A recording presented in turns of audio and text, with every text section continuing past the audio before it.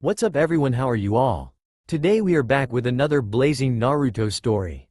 What if Naruto's experimental Hiraishin seal exploded, and she woke up in a new world with the power of Kurama and all the Bijuus? If you enjoy, then please like, share and do comments. And also check the description to original creator of this beautiful creation. Another peaceful day in Konoha. The golden sun filtered through the leaves of the towering trees surrounding the village, dancing softly with the morning breeze. The scent of the marketplace filled the streets, fresh fruit, wildflowers, and the familiar spices of Ichiraku ramen blending together. Children laughed as they darted through the alleys, pretending to be legendary ninjas with makeshift wooden swords. Civilians carried out their daily routines, blacksmiths hammering, vendors calling out their wares, young genin completing simple missions with pride in their chests. Everything was at peace. The village's security wasn't just evident in its high walls but in the confident expressions of the shinobi patrolling the area. It was the reflection of an era of calm, hard-won through blood and pain. And at the heart of this transformation was her. Away from the bustling center, near the forest that wrapped around the village like a natural shield, stood a modest house. Built of wood and pale stone, it had a simple, well-kept garden surrounded by protective talismans, colorful flowers, and sealing scrolls. This was where Uzumaki Naruto lived, though calling her just by her name almost felt like an injustice. The unpredictable Kunoichi No. 1, heroine of the 4th Great Ninja War, guardian of the Biju, disciple of the Rokudame Hokage, daughter of the Yondaime Hokage, bearer of the Rikudo Sennin's chakra. And now, on the verge of becoming the Nanadem Hokage. Yet at that very moment, she was sprawled on her living room floor, blonde hair disheveled, a poorly drawn kanji stuck to her forehead, and her bright blue eyes fixed on the ceiling in pure frustration. I don't get why this just won't work. Around her lay a scene the Hyuga clan elders would likely deem chaotic. Unfurled scrolls, ink splattered on sheets and furniture, and massive creatures, or at least their shrunken versions, pacing around with boredom and curiosity. Kurama, now the size of a medium dog, lounged on the back of the couch, tails flicking in amusement. "Hey, never thought I'd see you giving up so easily, brat." Naruto rolled her eyes at the fox, flashing a tired half-smile. "Who said I'm giving up? I'll master this seal or my name isn't Uzumaki Naruto, TT Ibeo." The energy in her voice made the other Biju chuckle and perk up. Having all of them here was rare, and though they were used to the blonde's antics, this afternoon felt particularly promising. Against her will, Naruto had been forced by Kakashi to take a vacation. After years of non-stop work, from the war to diplomatic missions, village reconstruction, and training future leaders, she'd forgotten how to rest. What she saw as silent torture, Kakashi called a necessity. "You're not a weapon, Naruto-chan. You're human, and even humans with godlike chakra need to breathe." With no one to spar with and no official duties, she buried herself in her father's journals. The yellowed pages held complex calculations, intricate seal designs, and the intimate thoughts of Namikaze Minato, including his hope of one day passing his knowledge to his child. Though he never got the chance in life, his words now guided her.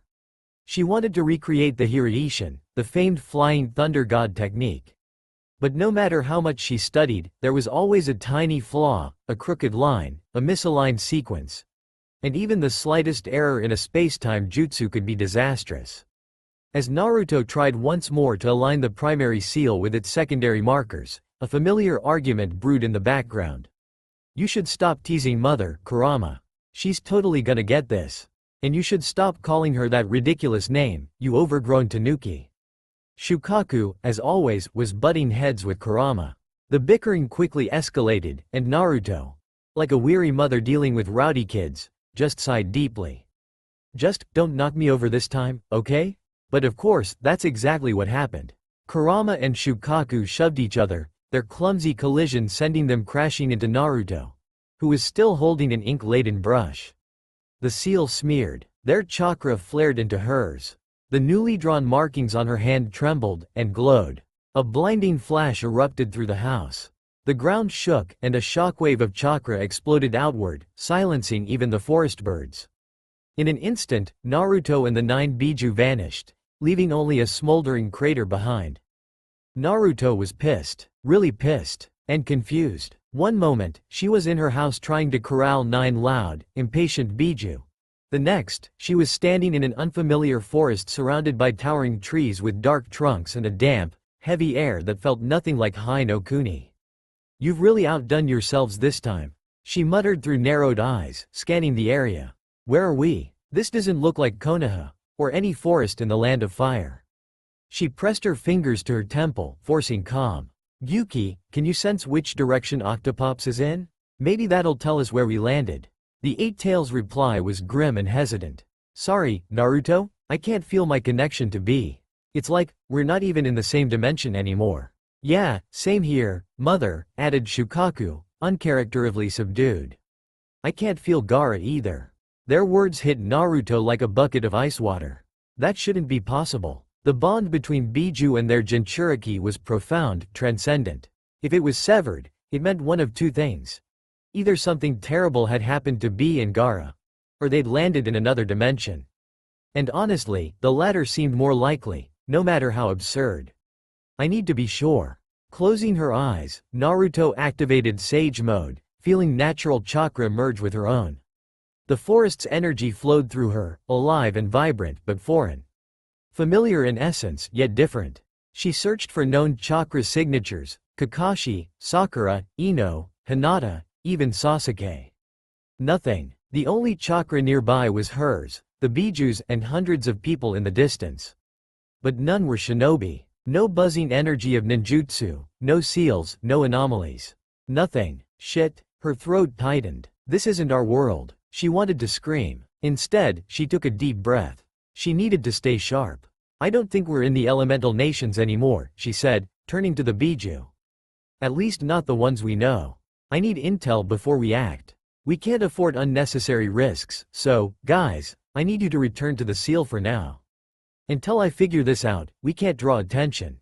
Chaos erupted immediately. "What?" Kurama snarled. "No way in hell I'm sharing space with that stupid Tanuki. Like I'd want to share mother with you, you arrogant fox." Shukaku shot back, gravelly voice cracking. "Guys," Isobu interjected, patience fraying. "Now's not the time. If we keep making a scene, someone's gonna find us, and we've got no clue if they'll be friendly." "Isobu's right," Kakuo said calmly. "This fight is what got us here. We need to trust Naruto now." A tense silence fell. One by one, the Bijuu reluctantly nodded, retreating into Naruto's seal until only their chakra remained. She exhaled, weariness dragging at her bones. "Thanks, guys." Adjusting her cloak, she steadied her breathing and sprinted toward the concentration of people.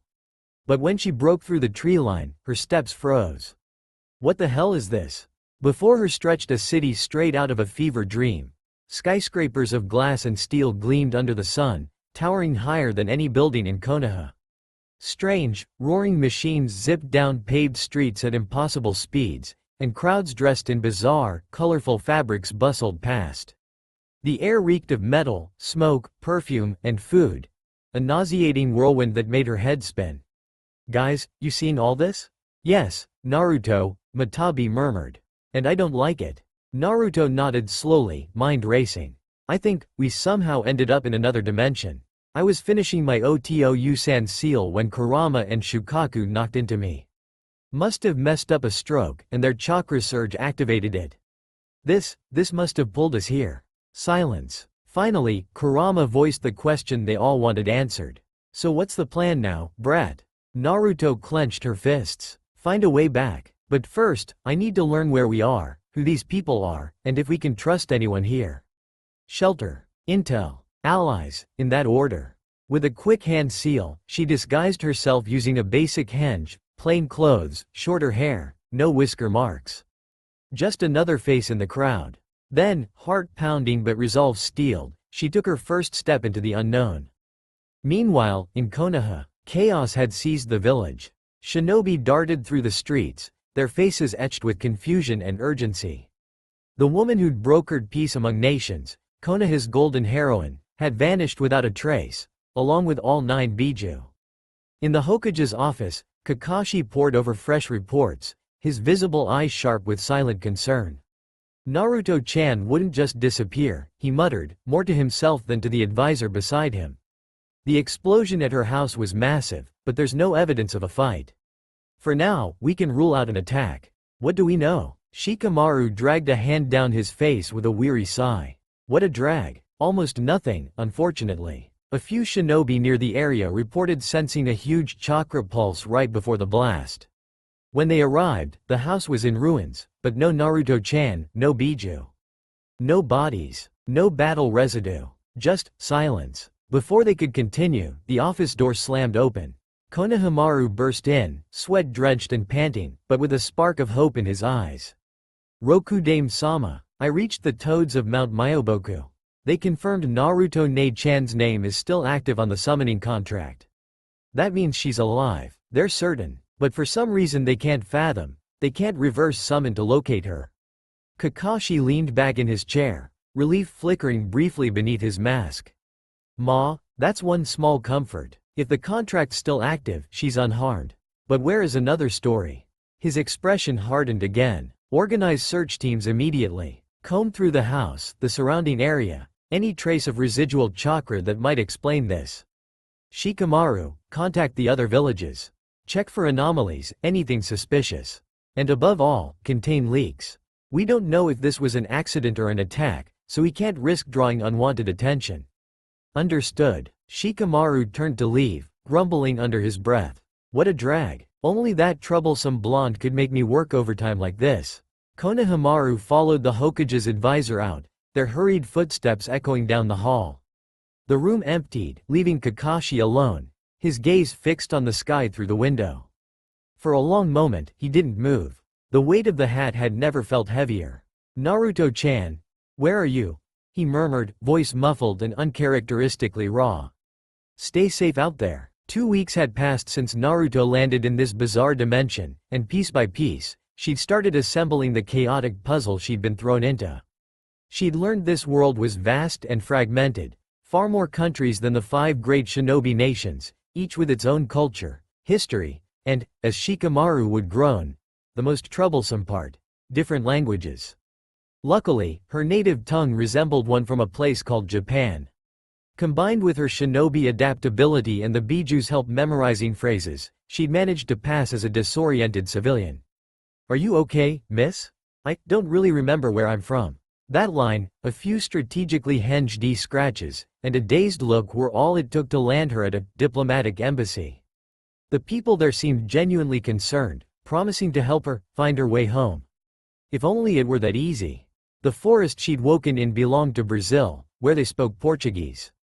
At first, it felt more convoluted than one of Shikamaru's strategies, but within days, she was piecing together simple sentences. She was a ninja, after all. Yet even with language and disguise mastered, one failure gnawed at her. The reverse summoning to Mount Myoboku wouldn't work. Something was blocking her chakra's connection to her world. We're stuck here, brat, Kurama grumbled.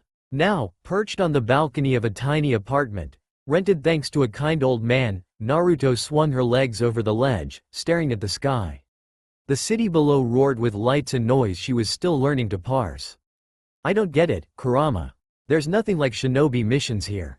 Too many rules, CPF, IDs, paperwork.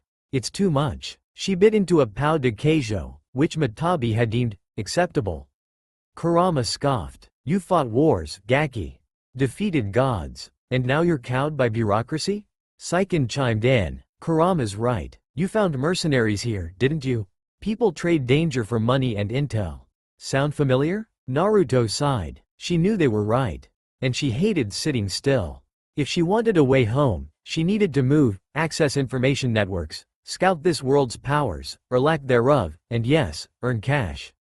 Fine, but we do it right. No killing innocents. No shady jobs. And most importantly, we need a name. Shukaku didn't hesitate. Killer Tanuki. Ha, imagine their faces. Absolutely not. Matabi deadpanned, feline eyes oozing judgment. Kurama puffed his chest. She should use my name. Kurama commands respect, or terrifies every human in a mile radius, Isobu muttered. The debate raged until Kakuo, ever serene, offered.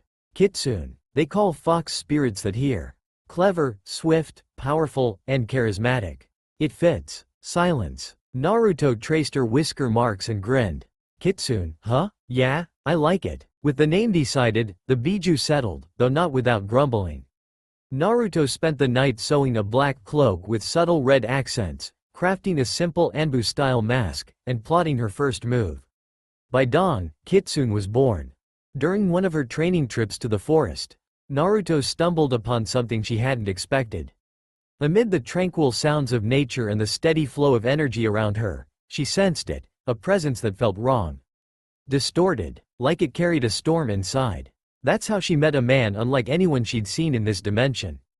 Dark, messy hair, worn, simple clothes, but what caught her attention was the energy radiating from him. Not chakra, but something close, wild, unstable, suffocating. Rage, fear, anguish. It rolled off him in waves, palpable even without sage mode. Ever curious, she tried to talk to him. Learned his name was Bruce Banner. But when she pressed for details, he grew visibly agitated, eyes darting, sweat beading, body coiled like a spring about to snap. He bolted before she could say another word. Naruto Uzumaki wasn't one to let things go. There's something about him, kurama. Don't know what, but it's important. Or trouble, brat. I can handle it, Ibeo. She flashed a stubborn half-smile. Days later, she returned to the same stretch of forest. Instead of serenity, a roar split the air like thunder.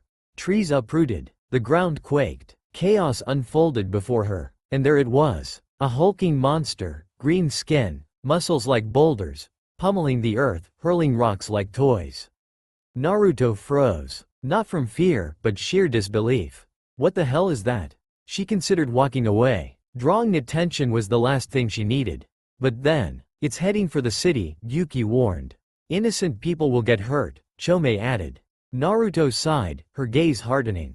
Yeah, knew I couldn't ignore this. With a nimble leap, she joined the fray. The fight was brutal but straightforward. The beast was raw strength without finesse. Naruto was speed, sage-enhanced reflexes, and Isobu's sensory illusions. She dodged, struck pressure points, used the terrain, until a precise natural chakra strike finally sent the giant crashing down like a felled mountain. Then came the real surprise. Before her eyes, the monster shrank. Green faded to flesh, muscles slackened, and seconds later, Bruce Banner lay unconscious on the ground. Naruto stared, chest rising and falling as she caught her breath. So it was you. The energy, the pain, it made sense now. But he wasn't a Jinchuriki. No Biju lived inside him. This was something else, something strange, and yet, she recognized that pain. Kneeling beside him, she hesitated only a moment. You've got your own demon? Just not like mine. The Biju stayed silent. Even Kurama, who had little patience for fragile humans, seemed unusually subdued. We're not leaving him here, right? Matabi murmured. Course not, Naruto said, hoisting Bruce carefully into her arms. He'll wake up clueless, and who knows what they'd do to him. He needs help. Now, with Bruce sprawled on her battered couch, Naruto studied his face intently. Hope you don't remember me as the girl who kicked your ass. Leaning against the wall, she exhaled. And I'm gonna need one hell of a cover story. Waking in unfamiliar places wasn't new to Bruce Banner. He'd come to in alleyways, abandoned warehouses, even deserted beaches after the chaos his other half left behind. But realizing he wasn't alone? That was concerning. Almost reflexively, he jerked upright on the worn couch, eyes scanning the room with clinical precision. The apartment was small, modest, barely furnished. Few clues about its occupant, no photos, art, or personal items in sight. The only sound was the soft static of an old TV playing a brightly colored children's show. Bruce recognized the format, one of those language-learning cartoons. He'd used similar ones to brush up on Portuguese or Arabic. Then, another noise, the faint clatter of kitchenware. Pots, maybe, or utensils being arranged. A pause, as if sensing he was awake. Then light, deliberate footsteps. She emerged seconds later, and Bruce recognized her instantly. The blonde woman from the forest. But she looked different now. No training gear, just gray sweatpants and a white tank top that hugged her curves and revealed toned arms. Lean muscle built from a lifetime of discipline. Yet she seemed at ease. Bruce studied her. She was smaller than he remembered, but something in her posture, the way she moved, breathed, screamed trained. Soldier? Government operative? Either was possible. And for someone like him, both were dangerous. That's why he hadn't trusted her before. She could easily be one of Ross's agents, coached to earn his trust and drag him back. The amnesia story? Convenient. Showing up when he was vulnerable? Too suspicious. Lost in thought, he barely noticed her crossing the room until she stood just steps away. "Glad you're awake," she said, voice light, almost playful, but firm.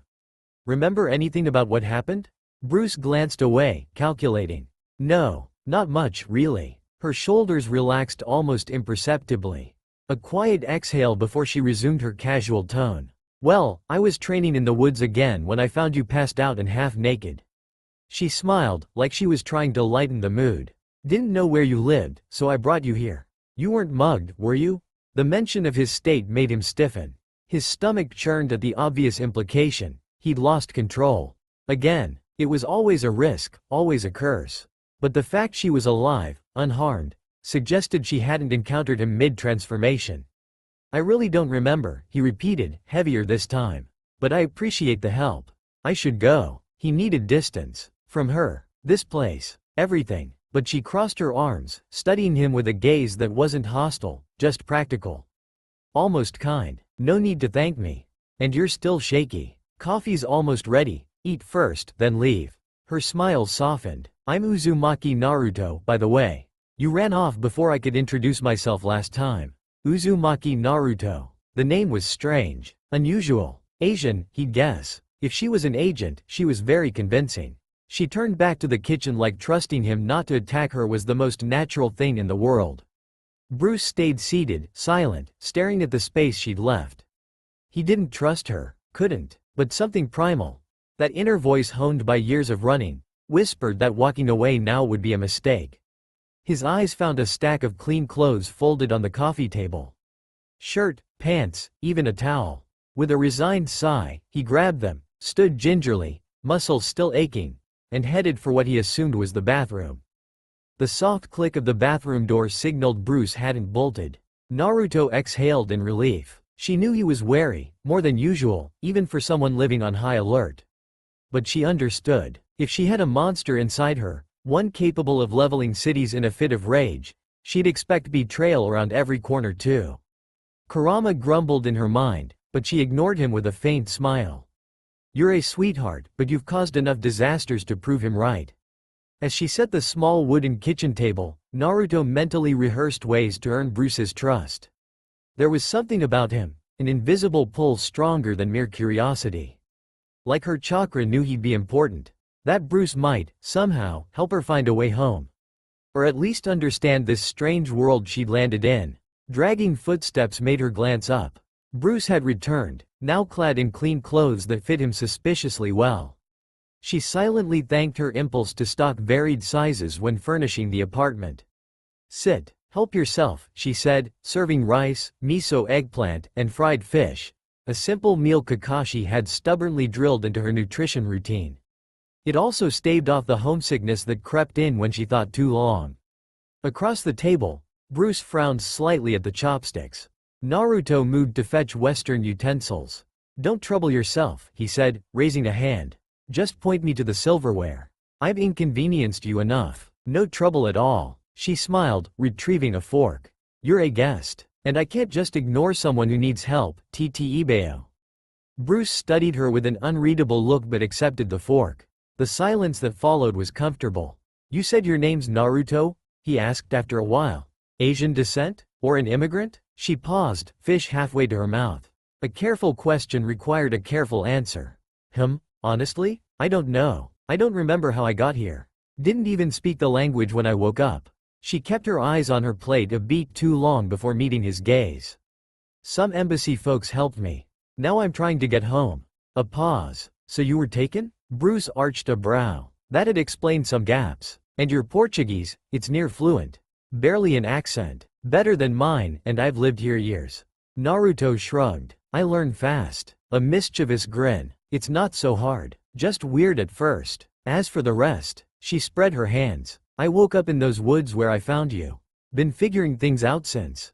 She watched as Bruce analyzed her in silence, eyes hunting for lies. Naruto held his gaze. She wanted him to believe her. And by the subtle shift in his posture, he did. Or at least, he wanted to. The conversation flowed easier after that. When she admitted uncertainty about her origins, he noted, with academic curiosity, that her features blended Eastern and Western traits. Naruto didn't understand the labels but liked how he offered explanations without judgment. Then, naturally, he proposed a trade. He'd teach her English, essential anywhere, he said, and she'd help his Portuguese. Naruto agreed instantly. The idea of routine, of exchange, made her chest loosen. Hours later, alone amidst Hiraishin scrolls and notes, Naruto stared at the wall, pensive. Kurama, curled in her mind like a lazy cat, cracked one eye open. Overthinking again, brat, maybe, but deep down, she knew. The same instinct that guided her life's pivotal moments screamed at her to stay close to Bruce Banner. And Naruto trusted that instinct more than any technique, S.H.I.E.L.D, or Bijuus. It had led her to Shikamaru at 6 years old. And just like then, she felt it with bone-deep certainty. This meeting would change everything. Forever. 4 months had passed since Naruto brought Bruce to her apartment that strange, silent morning. Slowly, their coexistence had settled into a quiet rhythm, almost comfortable, though neither spoke of it. In that time, Naruto learned more about Bruce and, by extension, the dimension she'd been thrown into. Bruce Banner was a quiet man. Methodical. Observant. She came to realize his reserve wasn't just shyness or introspection. He moved like someone perpetually hunted, always teetering on a precipice. A creature intimately familiar with its cage, even if no one else could see the bars. He reminded her of Shino, a friend often overlooked until the exact moment he was needed. That same steady, silent presence. Yet when she learned he was a scientist, a flicker of alarm sparked in her. For one involuntary instant, she thought of Orochimaru. But the comparison dissolved like smoke. Bruce was different. It was in his eyes, his measured voice. He carried guilt, yes, but also limits, a moral compass Orochimaru had never possessed. So she stopped seeing the green monster as just a threat. Maybe it was the consequence of something Bruce had tried to do. Something that went wrong. She didn't ask. Everyone had secrets, her more than most. And if he ever chose to trust her, she'd have to be honest too. Tell him where she came from, what she was. During those months, she also discovered that if her seals failed, finding a way home would require leaving Brazil. Countries like the US, Russia, or China had advanced technologies that might help. It was only a matter of time before she took mercenary work, not just for money, but for intel and connections. The real breakthrough, however, was finally completing her father's Hiraishin seal. It wasn't perfect, she could only use it with kunai for now, but it was more than she'd hoped for in so little time. Wielding this technique felt like Minato's legacy resting on her shoulders. That afternoon, she knelt in the forest beside a carefully drawn seal, an open scroll of scribbled hypotheses at her side. Kurama watched silently as the other Bijuus remained alert within her. "Brad, we don't know if Isobu's theory's right. Be careful. We don't need you exploding, or sending us to another dimension," Kurama warned, his tone gravely serious. "I know," she muttered, brow furrowed. "But I think he's right. Summoning seals connect our dimension to the summoning realm. Since we're here, that link's broken. I had to redesign everything. Plus," she sighed, "the chakra here's weird, denser. Nature reacts differently. We're just worried, Naruto," Son Goku said gently. "We don't want anything to happen to you. It'll work. Promise. Now, suppress your chakra. Any interference could destabilize it." Tension thickened as she gathered chakra. This wasn't just a summoning, it was a lifeline. Proof her world still existed beyond memory. "Kuchiyose no jutsu," she shouted, hands slamming into the final seal. At first, nothing. The seal lay inert, and her heart plummeted, until, slowly, the markings began to glow. Faint at first, then blazing until the forest pulsed with light. White smoke billowed, and when it cleared, a familiar figure stood before her. "Finally, Naruto-san. Konoha has been tearing itself apart searching for you," croaked Gamiden, his bulbous eyes brimming with relief. Naruto didn't realize she was crying until tears hit the dirt. "Gamiden." Her grin split her face. "So happy to see you, TT Ibeo. But how'd you know it was me? I'd know your chakra anywhere. But where are we? This forest isn't familiar." She took a steadying breath. Time to explain. She told him everything, where she was, how she got here, why the summoning only worked now. The strange chakra. almost everything. They don't call you the unpredictable Kunoichi for nothing, Gamut sighed. How will you return? Not sure yet, but I'll figure it out. For now, she thrust a scroll into his hands. Give this to Kakashi-sensei. Tell him I'm safe, and I'll come home when I can. Consider it done. Be careful, and keep in touch when possible. Naruto nodded, hastily wiping her face. You bet. As the summoning smoke faded, leaving her alone again, Naruto closed her eyes and let herself collapse backward into the leaf-strewn earth. Finally sending word home felt like casting an anchor into the turbulent sea of her new reality. She still didn't know how to return, but now, at least, Konoha would know she was alive, and that soothed her more than she cared to admit. It was time to move. Finding mercenary work wasn't easy. This underworld had its own bizarre bureaucracy. Power alone wasn't enough, she needed reputation. And as a stranger who'd appeared out of nowhere, Naruto had to build hers from scratch. Her first leads came from a shadowy, almost comical corner of the internet, forums with cryptic rules, odd avatars, and coded language. Under a fake name, she began asking questions. Wary at first, she quickly grasped the game. The more you seemed to know, the more respect you earned. And Naruto, even from another world, was a master of adaptation. Soon, she'd crafted a basic profile, fake ID, carefully understated skills, and sharp replies in the right threads. It was a start. High-profile jobs didn't come immediately. She took small gigs first, escorts, package deliveries, area cleanups, that felt more like gang brawls than real work. But Naruto was patient. She had time, and as her name grew in the darker corners of the web, her true mission continued in the shadows. She and the Bijuus had a plan. Inspired by the Shikifu Jin and her deep knowledge of chakra structures, Naruto designed a new seal. One that let the Bijuus transfer fragments of their chakra into independent clones. With these clones disguised by henge and blending into civilian populations, gathering intel across borders became startlingly efficient. Eyes and ears scattered worldwide, linked through their shared mental space. Let no one say Naruto and the Bijuus couldn't be discreet. Of the 9, only 2 stayed behind, Shukaku and Kurama. Shukaku, by unanimous vote, was a walking liability. Even with a perfect henge, they all knew he'd blow his cover at the first excited outburst. Kurama, with trademark disdain, had flatly refused to mingle with noisy, irritating meat sacks.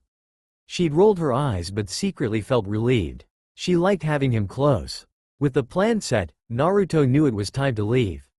Her next destination, a country with promising tech infrastructure. The first step on a long, necessary journey. But there was one thing left to do. Say goodbye to Bruce. She found him in his apartment, buried under stacks of books and notes, shoulders tense with exhaustion. So you're really leaving, he said, voice calm but tinged with a sadness he couldn't hide. Yeah, Bruce. I need to find a way home. People are waiting for me. He nodded, eyes downcast. Well, good luck. It's been nice knowing you. Naruto scowled, punching her hip. Don't say it like we'll never meet again. If that's how it is, we will see each other. Ttebeo. Bruce laughed, soft but genuine. Right, I hope so. And, thanks. For everything. She crossed her arms, smiling faintly. Yeah, I'm off now. Take care of yourself, Bruce. You too, Naruto. Safe travels. On impulse, she pulled him into a hug. He stiffened, startled, then returned it, hesitant at first, then firm. Really take care, okay? She murmured. You too. For a moment, she hesitated. Bruce carried something inside him. Not just the green monster. Fear, guilt, loneliness. Leaving him alone with it sat wrong with her. So, on a whim, she left a hidden clone behind, cloaked by henge, and a Hiraishin marked kunai. If anything happened to Bruce, anything, she'd be there in an instant. The least she could do for the quiet man who'd become her first friend in this world. Then, with resolve in her heart and the wind in her blonde hair, Uzumaki Naruto set off on her new mission. The Hokage's office. Shikamaru, still no leads on Naruto's whereabouts? The Rokudaim's voice was weary but firm. The eyes hidden beneath his silver bangs looked darker than usual. What a drag. The advisor sighed. Nothing yet. That troublesome blonde's left no traces. The silence that followed was heavy. 4 months had passed since Naruto's disappearance, and with each week, the anxiety grew. Kakashi wouldn't admit how much it affected him, but the unease was undeniable. Even Sasuke, with his sharp perception and near-spiritual bond with his former teammate, could detect nothing. It was as if she'd vanished from the world entirely. Just as Kakashi was about to issue new search orders, a familiar chakra surge flooded the room, a summoning. Both shinobi snapped their attention to the center of the office where, with a muffled poof, Gamadon, one of Mount Myoboku's messenger toads, landed squarely on the Hokage's desk. Clutched in his paws, a scroll bearing Naruto's personal seal. They were at his side instantly, eyes wide with hope and urgency. "You found Naruto? Where is she? Is she alright?" Kakashi's words came faster than usual. "When's the idiot coming back? Does she need help? What happened?" Shikamaru fired off, already looming over the poor toad. "Was she taken? Why? Why hasn't she returned?" Kakashi pressed without pause. "Are the Bijuus with her?" "What?" Gamadon blinked, visibly dizzy from the onslaught. Then, with an irritated huff, he spat a glob of sticky saliva directly onto both shinobi's faces, silencing them immediately. "Now will you listen?" croaked the toad. "Naruto-san says she's fine and not to worry. She's working hard to get home. The scroll answers your urgent questions. My job's done. Sayonara." With a final hop, he vanished in another puff of smoke, leaving heavy silence in his wake. Kakashi, still wiping his face with a handkerchief, carefully unsealed the scroll and began to read. "Kakashi-sensei, I know you've realized I'm missing by now. Call off the search parties. I'm not in the elemental nations, not even in our dimension, actually. Thanks to a seal accident involving Shukaku and Kurama, I'm in a completely strange place unlike Konoha. I'm doing my best to get home, but I don't know how long it'll take. Please assure everyone I'm safe. I'll contact you when I can. Uzumaki Naruto, TT Ibeo." Kakashi finished reading, running a slow hand over the parchment with a sigh of relief and exhaustion. Even knowing Naruto, he'd never imagined her next stunt would involve other realities. "Shikamaru, recall all teams searching for Naruto. We finally have news. And," he rubbed his temple, "we'd better explain this when everyone's gathered." "What a drag," Shikamaru began, but there was a faint smile on his lips this time. "But she's definitely okay?" Kakashi closed his eyes briefly, feeling the weight lift from his chest. "Ma, my cute student's just fine." Shikamaru nodded, relieved. For the first time in weeks, the tension in his shoulders eased. Without another word, he left to carry out the order, his posture noticeably straighter than when he'd entered. Kakashi gazed out the window. Clouds drifted slowly over Konoha. The village moved on, but its heart was still absent. "You never failed to surprise me, Naruto," he murmured. "Stay safe, and don't take too long coming home." Naruto exhaled in relief as she stepped off the plane onto American soil. The flight had been a test of patience, not because of security, but the deafening roar of engines that seemed to rattle her enhanced senses. "Told you we should have flown ourselves," Chome grumbled. "Next time, I'll take your advice," she conceded. "But entering the country, legally, seems smarter for our first try." Immigration hadn't been difficult. With flawless forged documents from one of her clones and a touch of genjutsu, the process went smoothly. Still, she kept her guard up. In this strange world, anything could go wrong. Stepping onto the bustling sidewalk outside the airport, she paused. The city's energy, the smells of exhaust, street food, and wet concrete, it all felt so alien. She closed her eyes briefly. "I really miss Konoha, and fresh air, and silence. Barely any birds here," Saiken noted softly.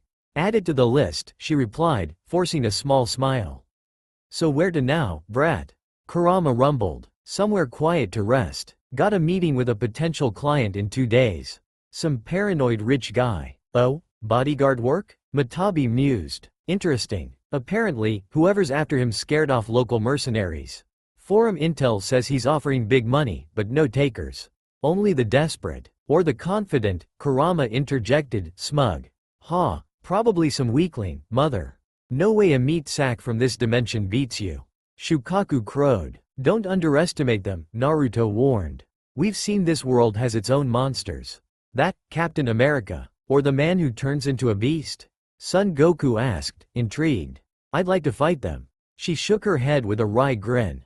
"Maybe someday. Not today." She walked several blocks from the airport, her disguise, plain, forgettable, drawing no attention. Soon, she found a nondescript hotel with an empty lobby. Perfect. Check-in was swift, thanks to subtle genjutsu and her knack for crafting convincing aliases, and within minutes, she collapsed onto a clean, simple bed. The moment her head hit the pillow, her body seemed to shut down. It wasn't just physical fatigue, it was the strain of constant vigilance in a world with foreign rules and invisible threats. But rest was part of the mission. Tomorrow, she'd investigate the client, learn why he was being hunted, and most importantly, who frightened even this world's mercenaries. Right now, 5 more minutes. Before any Bijuu could protest, she was out cold. 2 days later, Naruto arrived at the New York docks clad in her full Anbu gear, matte black with lightweight plating for mobility, the white fox mask with red accents stark against the shadows. Her steps made no sound as she scanned every corner en route to the meeting point. The air hung thick with salt and motor oil. Rusted cranes groaned in the wind, stacked shipping containers casting dense shadows. The perfect place for dirty deals, and avoiding prying eyes. Between the containers, she spotted the man with the blue and green striped scarf, exactly as described. Using a minor jutsu to disguise her voice, she emerged from the darkness. "Dr. Finn, I presume?" The man startled slightly but showed no fear, which surprised her. He nodded, his worried expression unwavering. "And you must be Kitsune," he said, voice low and tense. "I'd begun to think you wouldn't come. Others backed out, even with my offer." Naruto studied him. Average height, brown hair graying at the temples. His eyes were steel green, his build sturdy but not muscular, more like someone who spent nights in labs tinkering with machines and chemicals. She crossed her arms. "Like I said, I need to know what I'm up against. If you want protection until that conference, tell me who's trying to silence you." Dr. Finn sighed, pulling a flash drive from his pocket but not yet handing it over. "I don't know who. Just threats, letters, encrypted emails, warnings left at my door. A colleague disappeared. Another was found dead. They don't want my research going public." Naruto remained still, absorbing this behind the mask. "What's so dangerous about your work?" "A new nanocell. It regenerates tissue 10 times more efficiently than anything existing. Could end organ failure, reverse degenerative diseases, but it's also adaptable for less noble uses. Enhanced soldiers," she stated bluntly. "That's their fear. That I'll expose it before they can weaponize or monopolize it." A slight nod. "Decision made. Understood. From this moment, you're under my protection. I'll be your shadow, you won't even know I'm there. No one gets near you without me knowing." The certainty in her voice eased his tension, just slightly. "Can I trust you?" Her reply was ironclad. "If I'm good at one thing, it's protecting people. That's my nindo." He didn't understand the last word, but he recognized the conviction behind it. With a nod, he handed over the flash drive. "This is everything. And, be careful, they hired someone dangerous. A professional, not your average thug." Naruto pocketed the drive, then glanced at the darkening sky over the harbor. "Whoever they send won't stop me from completing this mission. Dat Bayo." Naruto was bored. 2.5 months guarding Dr. Finn, and not a single exciting incident. No chases, no ambushes, no assassination attempts worth mentioning. Just her, clones patrolling, and the doctor jumping at every creak in the hallway. She was starting to wonder if he was actually in danger or just a paranoid old man with a persecution complex. Even her dullest Konoha missions had something happen. Hell, once she'd time-traveled and met her dad and an adorable mini Kakashi-sensei. Swinging her legs from a lab support beam, she seriously considered sending clones to babysit Finn while she explored New York. The city was too loud but fascinating, every corner held new secrets. Then the building exploded. The lab door rocketed inward, smashing into a metal table and triggering sparks and alarms. Naruto dropped into a combat stance before the debris settled. Thick gray smoke swirled with the stench of gunpowder and burnt wiring. As it cleared, a figure emerged from the wreckage. Tall, Caucasian, tactical gear, a gleaming metal arm and dead-eyed stare. Dark hair brushed his shoulders, his jaw set with lethal focus. If Naruto hadn't faced Orochimaru, Pain, or Madara, she might have shivered. Instead, she grinned behind her mask. Finally, she lunged. Her kick, aimed at his ribs, would have cratered concrete had he not dodged. She whistled. "You're quick." He responded with silence, drawing a pistol. Bullets whizzed past as she flipped aside, but Dr. Finn couldn't stay in the crossfire. Kage Bunshin no Jutsu. 3 clones poofed into existence. Get the doc to safety. Priority 1. Yes, boss. They vanished with the trembling scientist. Naruto's eye twitched as the assassin tried to pursue, treating her like a speed bump. Hey, she cracked her knuckles. You don't know who you're messing with. In a blink, she was in his face. Her punch connected with his metal arm, the impact sending him crashing over a steel table. Naruto cracked her neck. Now we're having fun. What followed was brutal efficiency versus Jinchuriki chaos. He was skilled, trained, tactical, strong, but she was Uzumaki Naruto. Even holding back, she forced him defensive within minutes, disarming him with a twist that sent his gun skidding away. She was about to end it when he dropped a small metal sphere. Boom. The concussive blast rattled her bones. Coughing through the smoke, she scanned the room, but he was gone. Shukaku growled in her mind. You're not chasing him, mother?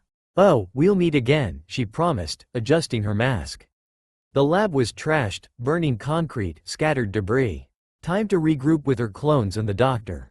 As she melted into the shadows, one thing was clear. This was just the beginning. Their cat and mouse game dragged on for weeks. Each encounter left Naruto more irritated, not by the attacks themselves, but by her opponent's behavior. Same moves, same patterns, same rigid approach, no adaptation, no new strategies. And the strangest part? He fought as if he'd never faced her before. Always underestimating, always ignoring her at first. Like his memory reset after every clash. It infuriated her more than Iruka-sensei's endless lectures on patience. It was disrespectful. And, above all, wrong. This isn't normal, she muttered, watching him retreat like a ghost following a script. She no longer saw him as a fighter. He was a puppet, a programmed doll. The day of Dr. Finn's long-awaited conference arrived. The auditorium buzzed with doctors, scientists, and government agents. Naruto, masked and codenamed Kitsune, lurked in the shadows, scanning every corner. Nothing happened. Dr. Finn delivered his speech with confidence, presenting his research with passion. Naruto spotted the visible relief in his shoulders when government officials stood, shook his hand, and pledged funding. The road ahead would still be long, but now, he wouldn't walk it alone. As the event ended, Finn approached her in a side corridor. Kitsune, thank you. You literally saved me. I wouldn't have made it without you. She crossed her arms. Just fulfilling the contract. No thanks needed. He smiled, pressing an envelope into her hands. Even so, thank you. With that, he merged into his new government security detail. Mission complete. The name Kitsune began circulating through the mercenary underworld's darkest circles. She was the masked bodyguard who'd faced the Winter Soldier, a ghost even professional killers feared, and lived. More than lived. She'd made him fail. That was unprecedented. Her name surfaced in encrypted messages and hushed whispers. Job offers trickled in from increasingly powerful and dangerous clients. But Naruto wasn't interested in another mission. Not yet. This world had more to explore, and she'd barely scratched the surface. So after leaving New York behind, she made her decision with a wide grin and a glint of mischief in her eyes. Vegas, here I come. Naruto's arrival in Vegas was smooth. She found a discreet yet cozy hotel and settled in effortlessly. The city of sin's vibrant energy enchanted her. She missed Konoha's forests, but chaos and noise had always felt like home, especially after growing up near the red light district. Long before she could write her name, she'd learned gambling from Nei-chan's whose lessons only made sense years later. In a way, this was coming home.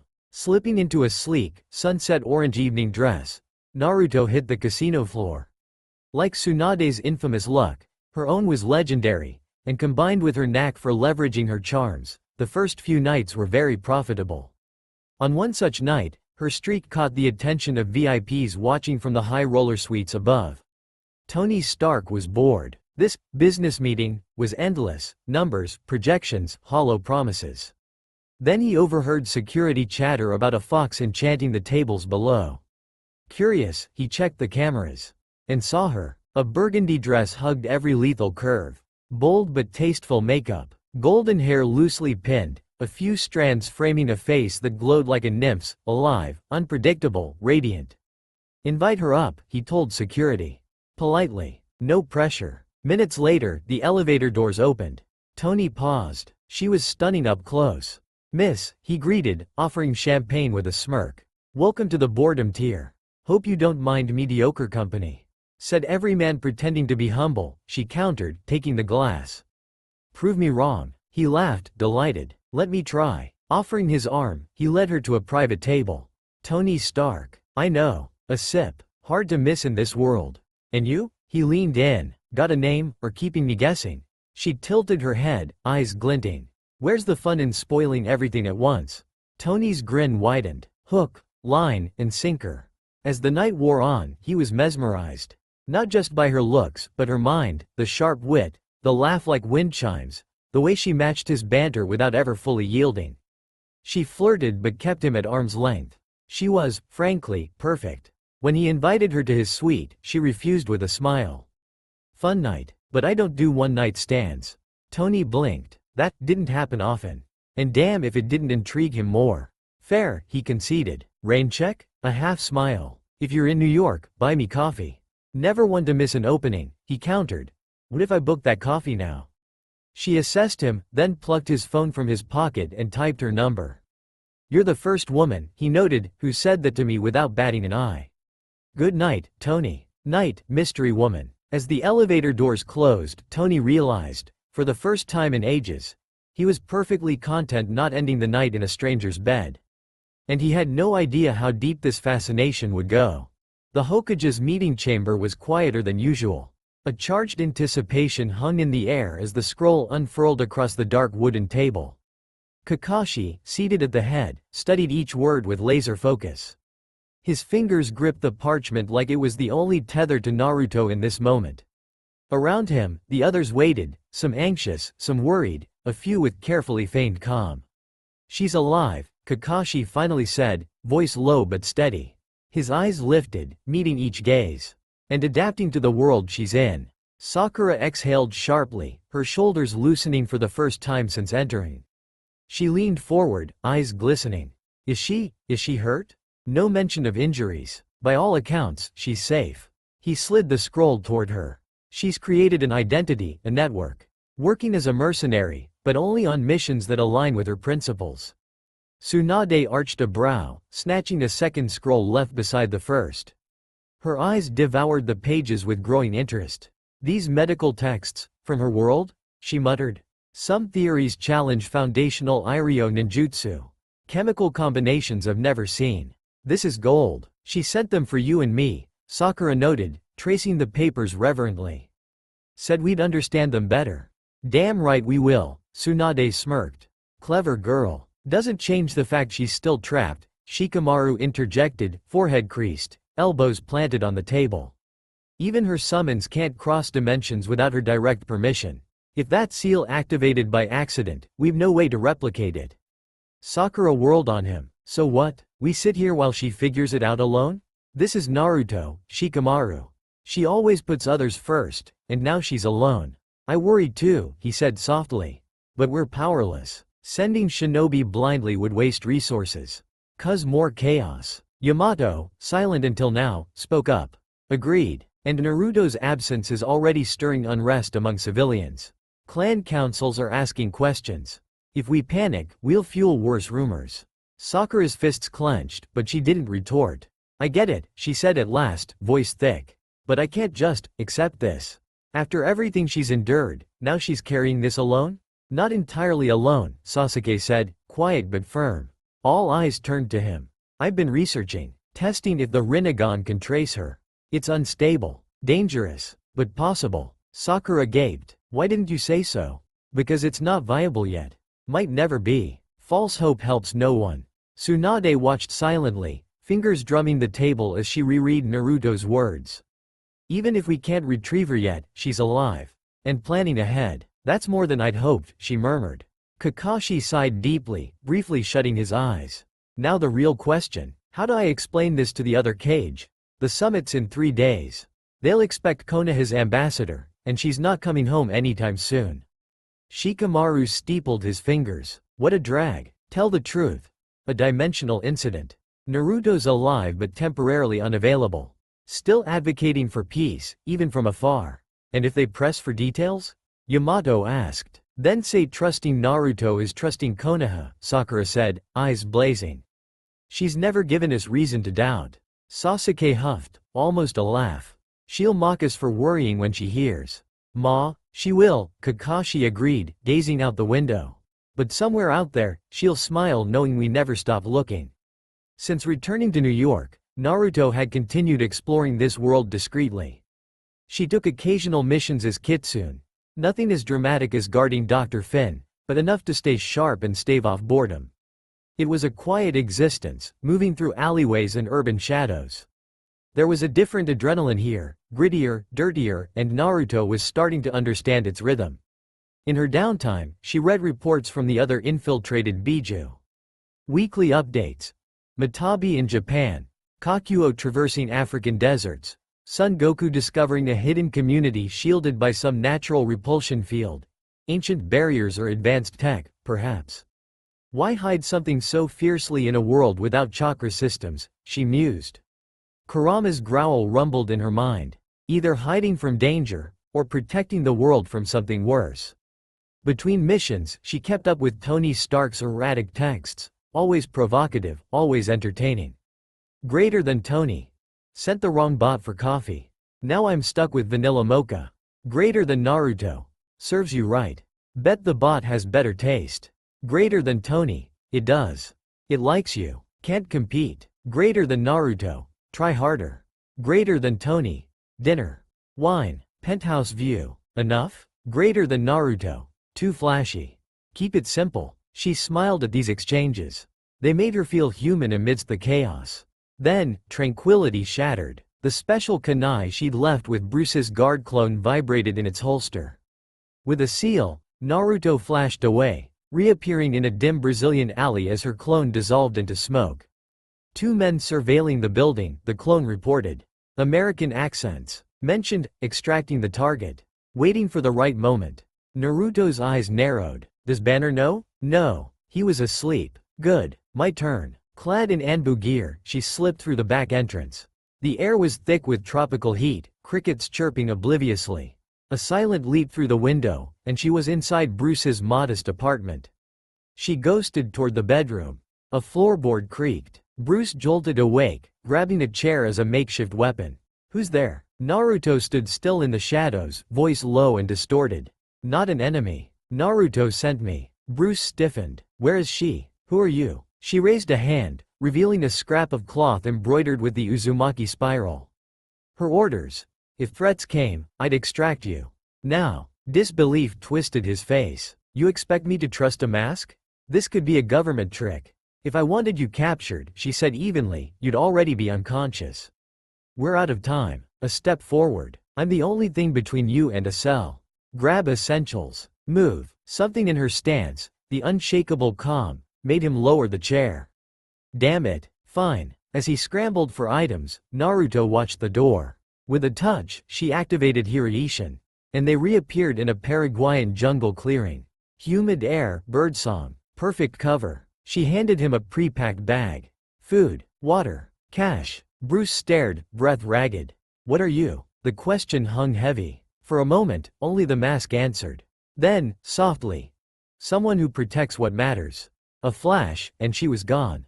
But a hidden clone remained, watching. Always watching. Nick Fury prided himself on many things. His ability to predict threats before they materialized. His global network of contacts. His unshakable calm in chaos. He was the man who always knew. But now, something unsettled him. And that pissed him off. Kitsune. The name echoed in encrypted reports like an urban legend. A mercenary with no identity, no history, no trail. Nothing. Fury stood in the command center, glaring at multiple screens, each displaying fragmented footage of the elusive figure. Blurry images. Disjointed clips. She faced the Winter Soldier and walked away unscathed, Hill reported, handing him a new dossier. Protected the target and vanished before any agent could blink. Fury didn't respond. His jaw clenched as he studied a frozen frame. A masked woman mid-smoke, her dark hood and white mask stark against the chaos. The gear, tactical yet stylized. Military yet ancient. Unclassifiable. Like trying to grab smoke, Natasha remarked, leaning against a nearby table. No matter what we do, she's 3 steps ahead. And the worst part? She knows it. Fury turned slowly. You've seen her. What's your read? Natasha exhaled, recalling their encounter, or rather, her failure to contain Kitsune. She doesn't fight like mercs do. Moves like she's toying with us. Uses distractions, illusions, escape routes no one else would see. A pause. Too precise to be improvisation. Too fluid to be trained. Hill raised a brow. You think she was groomed by someone? Maybe. But where? By who? Nothing in S.H.I.E.L.D's archives matches her style. It's like she invented her own playbook. Fury's fists tightened. You're my best agents. And yet she slips through cleaner than a goddamn ghost. He slammed the dossier onto the table. We need to know what we're dealing with. Because this smells bigger than a high-end gun for hire. Hill nodded, pulling another file. Contacts who've interacted with her know nothing. Altered voice, shifting appearance, fake aliases. Only the codename sticks. Kitsune. Means fox, Natasha said. Clever. Manipulative. Slippery. Fits. Great, Fury grumbled. Now we've got a fox playing vigilante outside our system. He rubbed his temples, a rare show of exhaustion. Barton lost her trail before he realized he was being played. Barton. And she soloed an asset that nearly killed you. He jabbed the screen. You. Natasha's gaze dropped. She saved me. Had every chance to kill me. Didn't. Arms crossed, quieter. If she'd wanted me dead, I wouldn't be here. The words hung in the air. Fury felt frustration burn in his chest. She's not trying to eliminate us. Just playing her own game. But what does she want? Hill pressed. Fury's voice darkened. That's what pisses me off most. I don't know. A beat of silence. Then, to Hill. Keep digging. Dark channels, erased files, dead languages, I want anything. To Natasha. And you, if she surfaces again. Observe. Don't engage. Understood. He nodded. If she hasn't shown her hand yet, it's because she chooses not to.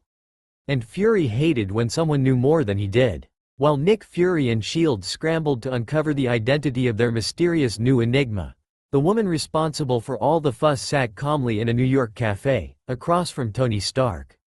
Despite his packed schedule of meetings, presentations, and Stark Industries events, Tony had carved out time to slow down. He called it a strategic breather, but even Pepper knew better. Now, at a modest corner table, he laughed freely, a rare lightness in his eyes, trading barbs with one of the most intriguing women he'd ever met. Naruto was at ease. Sun-kissed hair loose in careless waves, a light blouse, ever-watchful eyes, and a playful smirk. She stirred her coffee absently, as if completely at peace with the world. Maybe she was. Tony studied her with equal parts fascination and bewilderment. Every sentence was unexpected, every reaction unpredictable. Strangest of all, she seemed utterly immune to the charm he wielded like a weapon. He'd known many women, beautiful, powerful, influential. Some played his games, others refused. But Naruto? She didn't play at all. She simply was. Unapologetic, uncontained. It disarmed him. He'd tried to impress her, subtly, of course, exclusive dinners, luxury cars, access few could dream of. Nothing landed. She'd deflect with a joke or claim the best burgers came from a food cart, not a Michelin-starred kitchen. Yet here she was, still talking to him, still texting him, messages ranging from pure sarcasm to sly teases. Greater than, you live in meetings? Explains the perpetual boredom face. Greater than, fall asleep in another boardroom and I'll leak that you snore. Greater than, good thing you're narcissistic. Keeps my ego in check. And he'd reply, sometimes grinning, sometimes scoffing, always waiting for the next one. Pepper noticed first, how he'd answer texts instantly. How he'd smile at his phone or stare at the screen too long before typing. How he seemed to genuinely try to nurture a connection that wasn't transactional. She caught him adjusting his tie in the mirror more than once. Watched him decline a gala to breathe normal air. But most telling? The exhaustion in his eyes, gone. Now, in the cafe, Tony felt out of control. And it unsettled him. He was used to being the man with all the answers. All the weapons. All the exits. But with Naruto? He was just Tony. And somehow, that was enough. He was torn. Part of him wanted to dive deeper, ask what she thought, felt, hid. The other part screamed to retreat. Useless. She intrigued him, made him laugh without trying, challenged him without malice, made him want to stay just a little longer. Naruto was mid-story about helping an old man cross the street, only for him to nearly run over his own foot with a grocery cart. Tony laughed so hard he choked on his coffee. You attract chaos. It's a gift. Chaos is overrated, she said with a crooked smile. I just like places that feel alive. He held her gaze a beat too long. Were you always like this?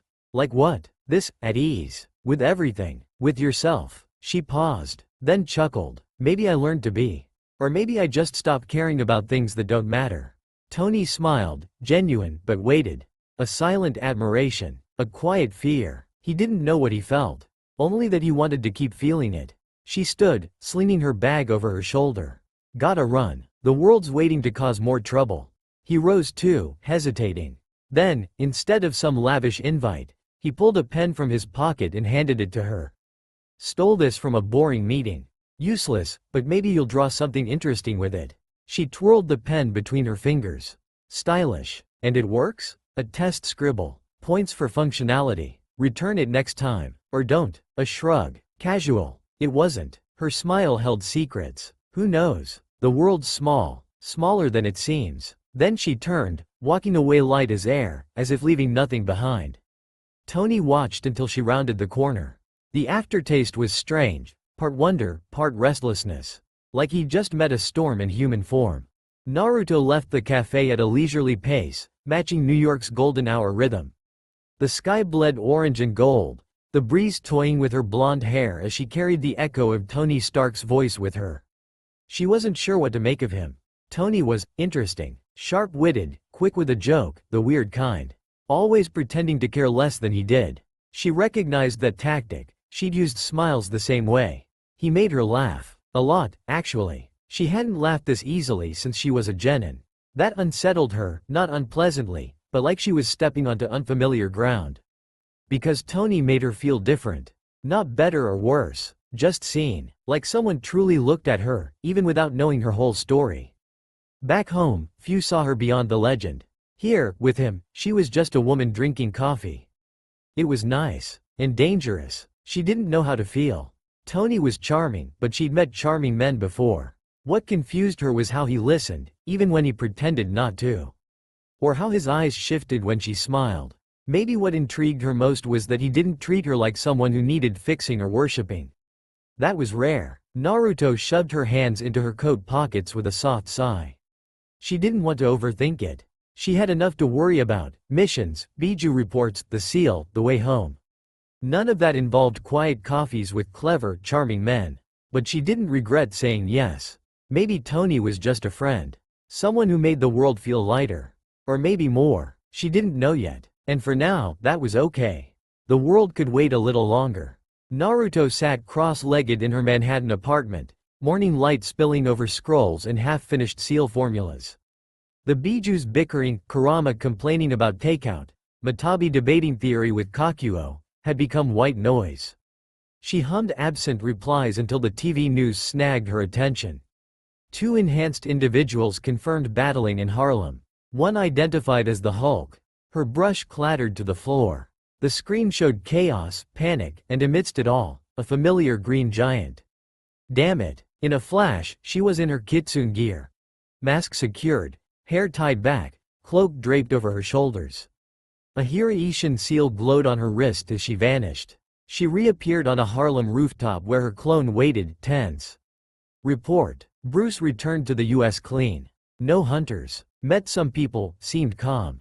Then injected himself with something, couldn't see what.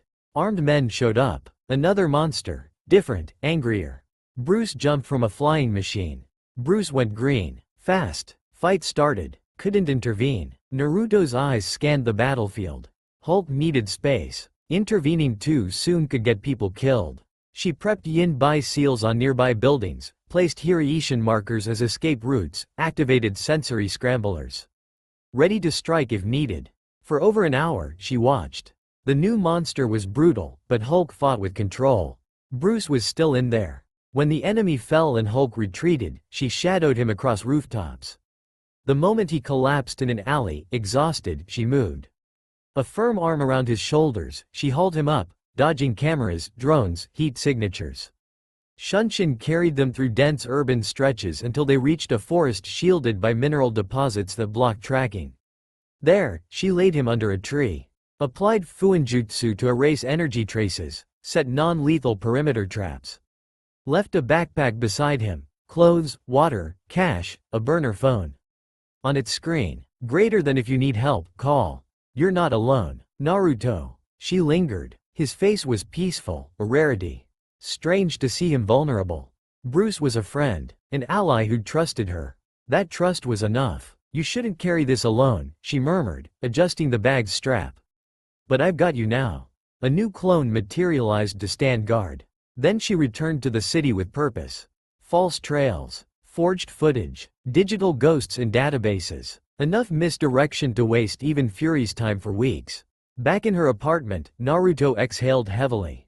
The Bijuu had gone quiet, almost reverent. She stared at the skyline, adrenaline still thrumming in her veins. Protecting Bruce was the bare minimum. He was hers, and she shielded what was hers, with everything she had. Bruce woke with a jolt, heart pounding, skin clammy, limbs leaden as if he'd weathered a storm. Blurry vision took seconds to adjust to dappled forest light. He lay on soft earth, birdsong and rustling leaves a stark contrast to the violence in his fractured memories. The reality hit hard. The fight, the transformation, the other monster. He sat up sharply, scanning the shadows. Alone, but unmistakably brought here. Beside him, a backpack. Neat, methodical, familiar. She was here. His chest tightened with uneasy relief. Who was this woman? How did Naruto know her? Why did she appear at the right moments, only to vanish before he could thank her or even understand her? Bruce stood gingerly, muscles protesting. His clothes were torn, caked with dirt and dried blood. Vulnerability gnawed at him, worse now, not knowing who watched from the trees. Trust didn't come easy, for good reason. He unzipped the bag cautiously. Clean clothes, water, protein bars, precise supplies, as if she'd anticipated his every need, which only unnerved him more. She knew too much. About him, his patterns, now, his location. At the bottom, a burner phone. The screen lit up at his touch. Greater than if you need help, call. You're not alone. Naruto. Bruce froze, staring at those words. Something warm flickered in his chest, quiet comfort from the one person who'd reached out without demanding anything. Naruto. Since the beginning, he'd avoided connections. Friendships were risks. Affection bred vulnerability. Yet Naruto asked no questions, sought no explanations. And still, she was there. Always there. It terrified him, not because of her, but what he might bring down upon her. Fingers tightening around the phone, his thoughts raced. Is she okay? Did she cross dangerous people for me? What does she know about that woman? Can she protect herself? He didn't know, and he couldn't risk finding out at her expense. With a tense exhale, he buried the phone deep in the bag. Not yet. First, he had to vanish. Create distance. Erase trails. Once more, he was running. He changed into the clean clothes, eyes darting through the trees. Then he walked, away from New York. Away from America. Away from anyone he cared about. One thought burned through the fear and doubt. I'm sorry, Naruto. Thank you, but I can't drag you into this. The next morning, Naruto's phone buzzed relentlessly, a barrage of messages from Tony. He'd clearly seen the Harlem destruction reports. His texts oscillated between panic and forced nonchalance. Greater than tell me you weren't near that war zone. Greater than Naruto? Respond. Greater than okay maybe you're asleep. Or meditating. Or in an epic battle. Praying it's not option 3. Greater than if you blew something up. Just warn me so I can prep the lawyers. Greater than you good? Greater than this silence feels personal. Greater than noon. Restaurant on 75th near Central Park. Not a request. It's a plea. But a dignified one. She stared at the screen, the Bijuus bickering a familiar backdrop. He seems genuinely concerned, Saiken noted, almost surprised. Or it's just monkey theatrics, Shukaku grumbled. Theatrics or not, his worry is real, Isobu countered. You should go. Naruto hesitated. The attention unsettled her in a way she couldn't name, not unpleasant, but unfamiliar. Outside Kakashi, Iruka, Sakura, few had ever cared like this. So bluntly, so loudly. After a long pause, she typed back. Less than I'm fine. Noon it is. The restaurant was charmingly discreet, one of those small, critically adored spots that flew under the radar. Half empty at this hour, its hushed atmosphere stood in stark contrast to New York's usual clamor. Tony didn't wait for her to reach the table. He was on his feet the moment she entered, crossing the room with hurried steps, eyes scanning her for bruises, scrapes, any sign she'd been in danger. Naruto crossed her arms, quirking a brow with a half-smile. You actually came. Of course I came, Tony said, relief bleeding through. Thought you'd ghost me. Considered it. Her casual tone didn't mask how touched she was. Once seated, she cut to the chase. The fight was miles from my place. I'm fine. Wasn't even close. Tony exhaled hard. Despite his efforts to seem relaxed, the tension in his shoulders was obvious. Naruto studied him. He'd visibly calmed, but restlessness still flickered in his eyes. Shouldn't you be somewhere else? Board meeting, private jet, whatever. More curious than accusatory. Tony scratched his neck, avoiding her gaze. Coincidence. Had a thing in the city. Figured I'd check if you still had all your limbs. Naruto narrowed her eyes. She wasn't buying it, but let it slide. What she didn't know, and Tony would never admit, he'd bolted from Malibu at 3 a.m., canceling high-stakes meetings and ignoring urgent calls. Pepper was probably drafting his obituary. But he'd needed to see her. A text saying, I'm fine, wasn't enough. He needed visual confirmation, needed to feel the relief. Now, faced with her calm presence, he felt off balance. This wasn't his norm. He'd known fascinating women before, brilliant, beautiful, mysterious. But Naruto was all those things with something more. A dangerous serenity. A depth that defied his logic. Tony Stark hid behind sarcasm and charm. With her, those defenses crumbled. And it terrified him. So, he forced casualness. No collapsing buildings on your way here? No flying cars? Naruto laughed, light, genuine. Just a guy spamming my phone. He must like you a lot. Or he's just dramatic. They smiled. Then, as if an invisible weight lifted, the moment lightened. They ordered, talked. Naruto described a dog that kept stealing food outside her building. Tony confessed a failed bet with a French chef. For a while, the chaos outside didn't exist. While Naruto enjoyed a quiet meal with Tony, others were having a far less pleasant day. In S.H.I.E.L.D's command center, Nick Fury was livid. Footage of Harlem's devastation played on loop, helicopters circling rubble, civilians screaming. But Fury didn't see chaos. He saw insult. Pacing with hands clenched behind his back, every word he spat was a bullet. 12 hours. 12 hours chasing decoys. His voice was lethally calm. Wasting time, agents, resources. Do you have any idea how much that pisses me off? Clint Barton whistled low from his swivel chair, trying to diffuse the tension, until Fury's glare snapped him to attention. Look, no one expected this level of precision, Clint defended. Every false lead, every hacked camera, every planted witness. This was calculated. Overcalculated, Maria Hill amended, reviewing the data. We're not dealing with amateurs. Someone manipulated our systems like they knew them. A distraction, Clint concluded. All those breadcrumbs? Planted. Someone wanted us running in circles. Fury stopped mid-stride. Banners got help. His voice grated with frustration. And whoever it is knows exactly how to ghost us. Hill crossed her arms. Who'd have motive? Or access? Kitsune? A hesitant guess. She's vanished clean before. Natasha, silent until now, looked up from her reports. No direct links between them. No prior contact, no shared connections. If it's her, it's personal, and that's not her style. Agreed, Fury clipped. Banner doesn't have the cash to hire that kind of help. Unless she's developed some attachment. He cut himself off with a dismissive wave. No, more to himself. This is bigger. I need answers, not hunches. His glare swept the room. Agents averted their eyes. I want every frame of footage rescanned. Every system breach traced. Re-interview all witnesses. Squeeze whoever you need to. A fist slammed the table. On my desk. By tonight. A heavy silence fell. Fury turned back to the screens, jaw clenched. First that slippery merc playing vigilante, now a ghost helping a monster disappear. He exhaled sharply. This isn't an attack. It's a game. And he was tired of losing. Fine. A shark-like smile. Let's see who laughs last. Days after inadvertently plunging one of the world's largest intelligence agencies into chaos, Naruto strolled calmly through a street market.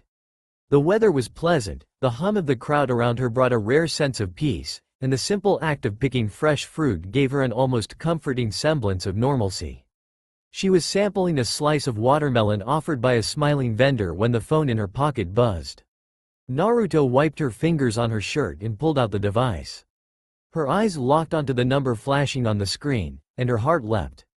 She immediately stepped away from the crowd, hurrying into a quieter alley. She answered on the second ring, her breath held. "Hello, Naruto?" The voice on the other end was low, rough, tired, but unmistakably Bruce's. Naruto closed her eyes for a brief moment. Relief exploded inside her like a silent storm, flooding her entire body. "Bruce," she murmured, barely containing her emotion. Hearing him, knowing he was alive and lucid enough to call, made every second of waiting worth it. But his voice quickly yanked her back to reality. "I only called to say you shouldn't try to find me again," he said firmly, though with obvious hesitation. "If anyone realizes you're connected to me, you could get hurt. I can't let that happen." Naruto's stomach twisted. Her expression hardened instantly. "Wait," she said sharply, before he could hang up. The urgency in her voice worked. A tense silence followed. He was still on the line. She seized the opening. "The phone I gave you is untraceable, Bruce. I swear. There's nothing anyone could use to track you through it." Silence. Naruto bit her lower lip. Her chest tightened with frustration. It was maddening not to just tell him the truth, to show him everything she knew, everything she could do. But she couldn't take that risk, not for him, not for herself. Yet her mind drifted back to the painstaking process of designing that concealment seal. The moment she realized this world's technology allowed people to be tracked by something as simple as a phone signal, Naruto knew she needed something new. Something hers. She'd spent sleepless nights studying her father's old scrolls, poring over every note on barrier seals, reinforcement, and dispersion. She'd blended shinobi disguise techniques with her own experience as a Jinchuriki, adapting chakra flows to interact with electromagnetic waves. The result was a tiny, near-invisible seal, meticulously engraved inside the phone's casing. A fusion of ninja arts and modern tech, and, as far as she knew, undetectable and irremovable unless she willed it. Her own chakra fueled the seal remotely, masking all emissions with subtle, flawless precision. Of course, she couldn't explain any of this to Bruce. But her voice carried conviction. "That's impossible," Bruce finally replied, skeptical. "Not with today's technology." Naruto sighed, keeping her voice calm, gentle, but resolute. "I know it sounds impossible, but it's true. I had to learn to protect myself, Bruce. Being here means staying one step ahead. Trust me, that phone won't put you in danger. And her voice wavered for a second. "I'd feel a lot better if I could hear your voice sometimes. If I knew you were okay." The silence on the other end grew heavier. Bruce didn't answer immediately. He was processing it all. Her calm tone clashed with the chaos still swirling in his mind. He didn't want to doubt her. Naruto had always been kind, considerate, careful, but none of this made sense. Why did she care so much? What wasn't she telling him? And who was that mysterious woman who'd rescued him? That woman who showed up in Brazil, he asked cautiously. Who is she? What's your connection to her? Naruto pressed the phone closer to her ear, staring at the uneven stones of the alley floor. She'd known this question was coming. "Someone from my past," she answered carefully. "I wish I could tell you more. But I can't. Not now." Bruce didn't like the answer, not because he distrusted her, but because it left him with more questions. Still, something in Naruto's voice told him she was doing what she believed was right. He recognized that hesitation, that need to protect rather than explain. He lived it every day. "All right," he said, softer now. "I just need to know you're safe too." Naruto smiled, small but genuine. "I'm fine. Promise. Right now, you're the one who needs to be careful. And if you can, just check in sometimes, okay? So I know you're still out there." Bruce let out a long sigh, as if something inside him relented, even if doubts remained. "Yeah, Naruto. I'll try." The call ended shortly after, leaving Naruto standing in the narrow alley, phone still pressed to her ear. A light breeze swept past, carrying the scent of fruit and dust from the market. She pocketed the device and took a deep breath, eyes on the clear sky, as Kurama grumbled in her mind. You know this'll backfire sooner or later, right, Gaki? She replied mentally, weary but firm. Yeah, but as long as he's safe, it's worth it. Bruce stared at the phone as if it were some kind of mysterious artifact. The call had ended nearly 2 minutes ago, but he still sat in the same spot, the device resting in his palm, his eyes fixed on the darkened screen. The room around him was silent, a simple rented space under a fake name, with windows covered by heavy curtains and every gap sealed with black tape. The ceiling fan spun slowly, its mechanical whir the only constant sound. The only living thing in there seemed to be the restlessness growing in his chest. Naruto. She'd sounded relieved to hear him, as if she'd been holding her breath since the day he vanished. Bruce wasn't sure what he'd expected from that call, maybe anger, frustration, accusations. But all she'd wanted was to know if he was okay. Just that, and, of course, she'd insisted the phone she gave him was impossible to trace. Bruce shook his head, still wrestling with that claim. It wasn't that he thought Naruto was lying, but none of it made sense. The technology simply didn't allow for that, not any he knew of. No common material, no circuit design, no known electromagnetic shielding could make a phone 100% invisible. That was sci-fi. That was cutting-edge military prototype territory, and even then, she'd said it with such certainty, such conviction, and there'd been something in her voice, a quiet steadiness. No arrogance, no forced mystery, just confidence. The kind that came from someone who knew exactly what they were talking about, and cared enough to share it with him. Bruce leaned back against the cold wall, trying to quiet his mind. But the restlessness was there, alive, pulsing under his skin. Someone from my past, she'd said about the woman in Brazil. Bruce knew about keeping secrets. Knew the weight of hiding who you were, what you could do. Knew how fear made you build walls so high even you couldn't see over them sometimes. So he recognized that tone. The one belonging to someone who carried weight, too. But why for him? Why take the risk? Why help someone she barely knew? Someone who was, objectively, a walking liability. He thought of how she'd appeared out of nowhere. How she'd pulled him out without hesitation. How she hadn't asked questions, hadn't demanded explanations. Just acted. Saved. Protected. She has power, but it's more than that. She had empathy. And that was rare. Rarer still was someone caring without expecting anything in return.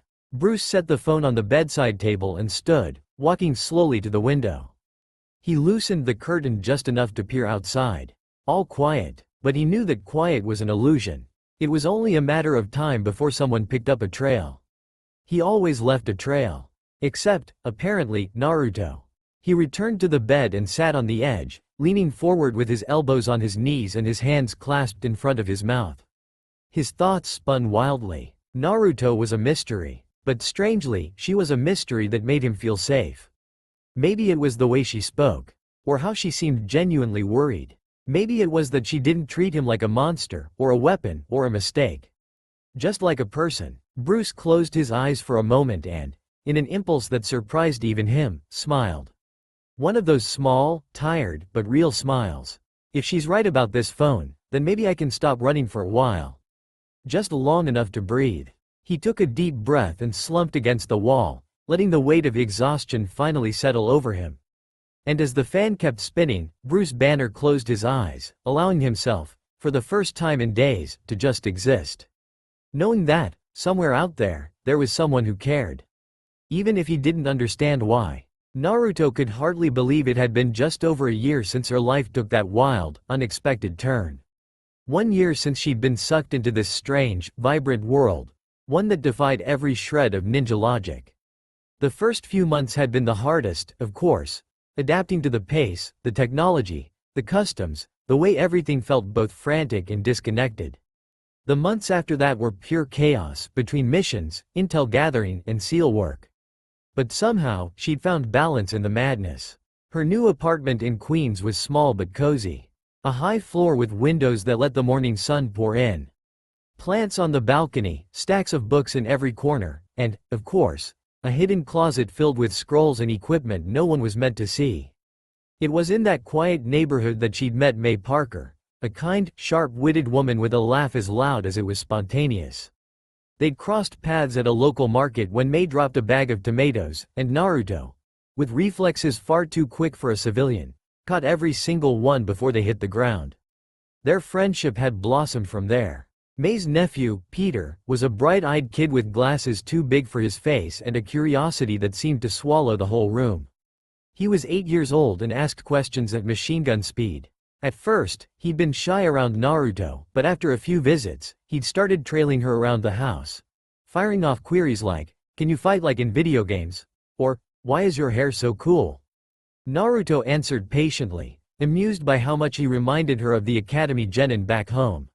And now, as she unpacked groceries in May's tiny kitchen, the buzzing of her phone on the counter caught her attention. An unknown number. Her instincts flared for a second, always braced for the unusual, but she answered with a cautious, "Hello? Naruto Uzumaki? This is Virginia Potts, executive assistant at Stark Enterprises. You can call me Pepper."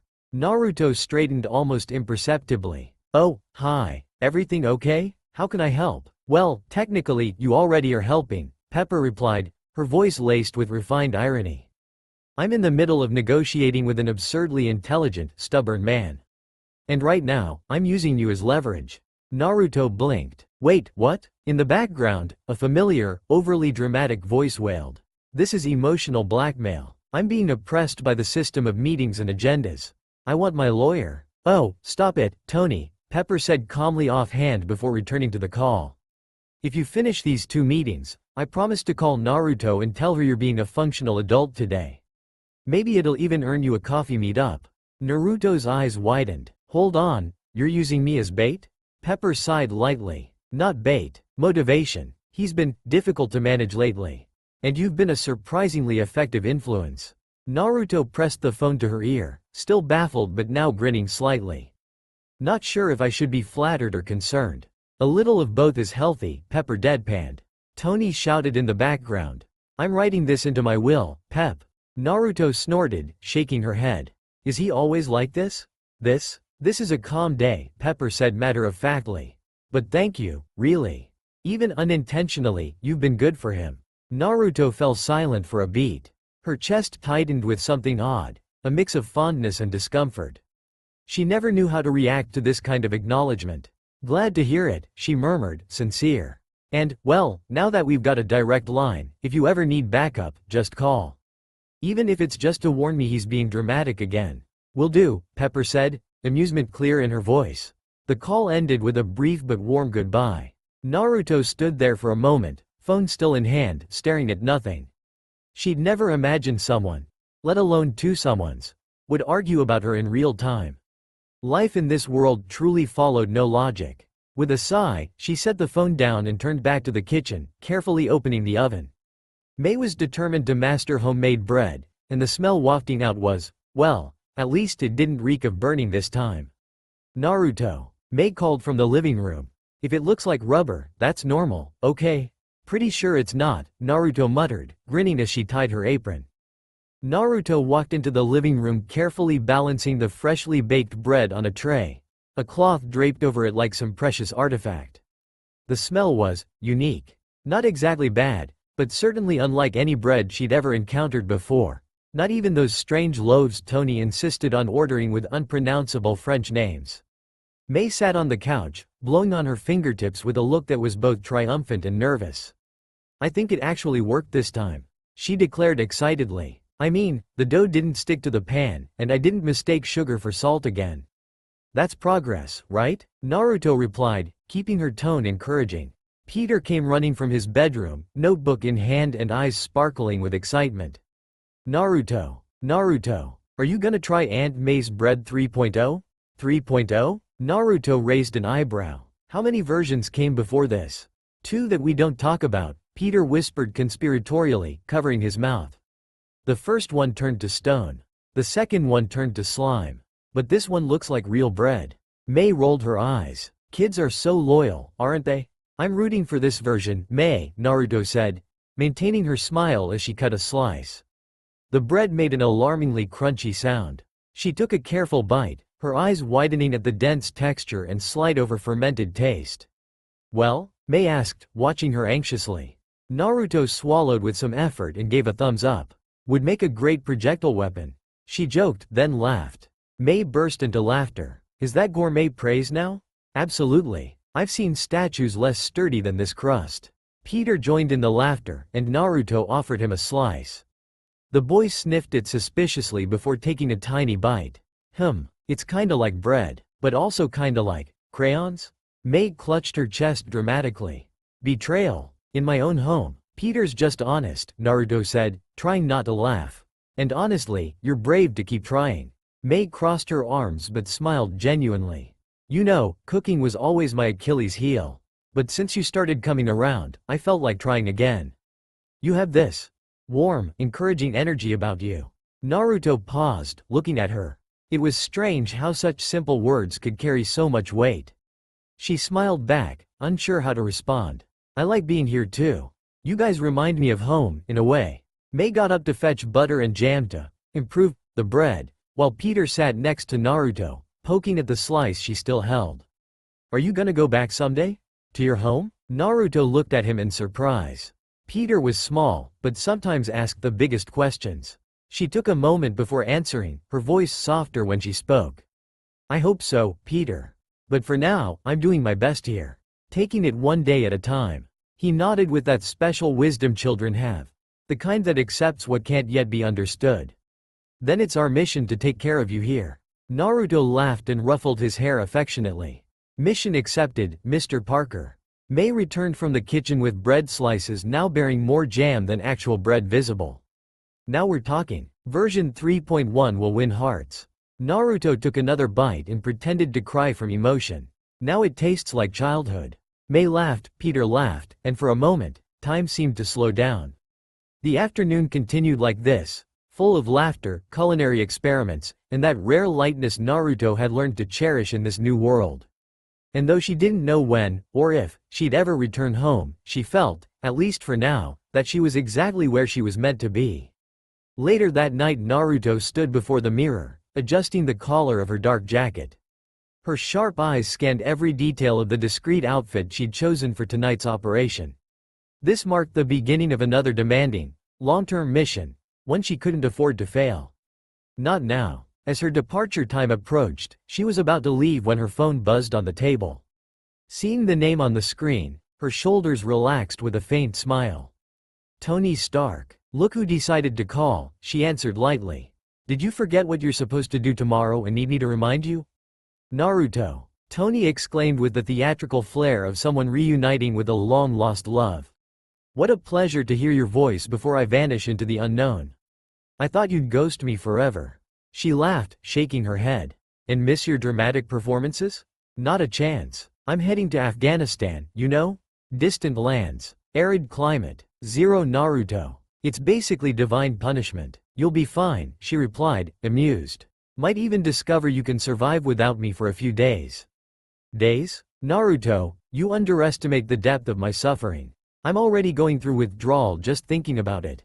I need constant stimulation, or my sparkle fades. She arched an eyebrow, sitting on the edge of the bed. So you're like a fading star? Need an audience to keep shining? Exactly. And you're my favorite audience. The only one who challenges me yet still tolerates me. A mystery even science can't explain. Naruto laughed again, shoulders shaking slightly.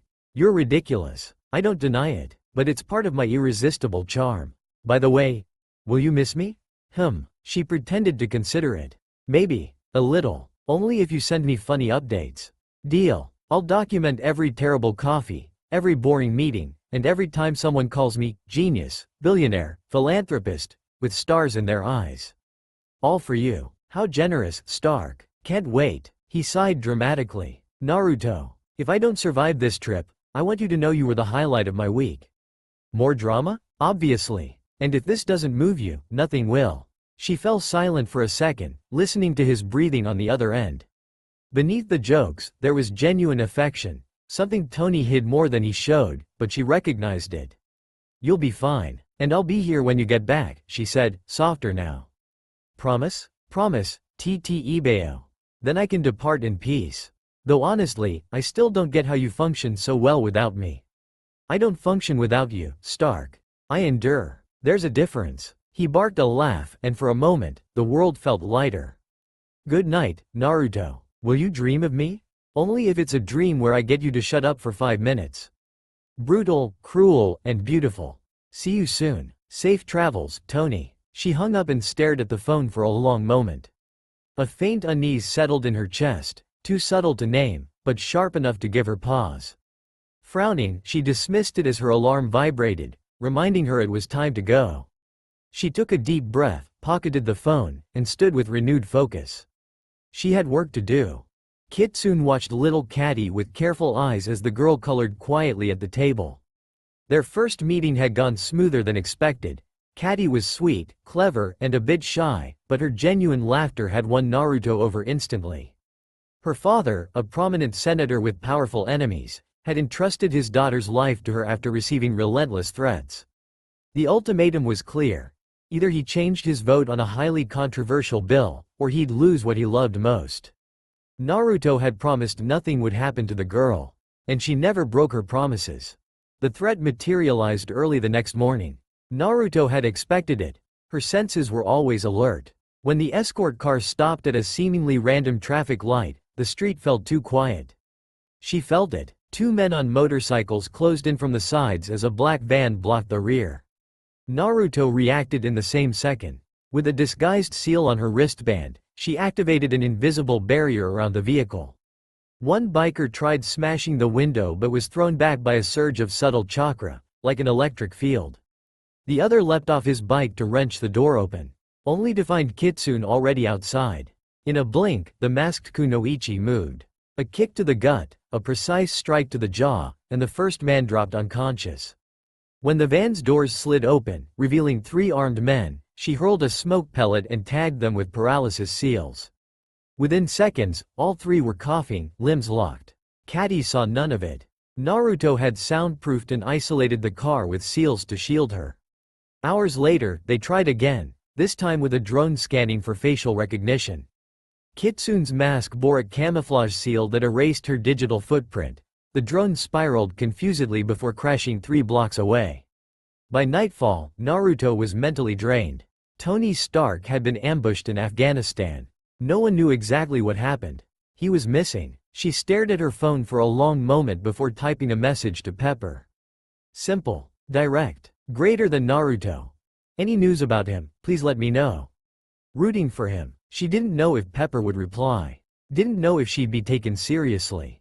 But she had to try. This was Tony, her friend, her most unexpected and intense connection in this new world. Chome, silent until now, murmured, I could go. Fly high, fast. No one would see me.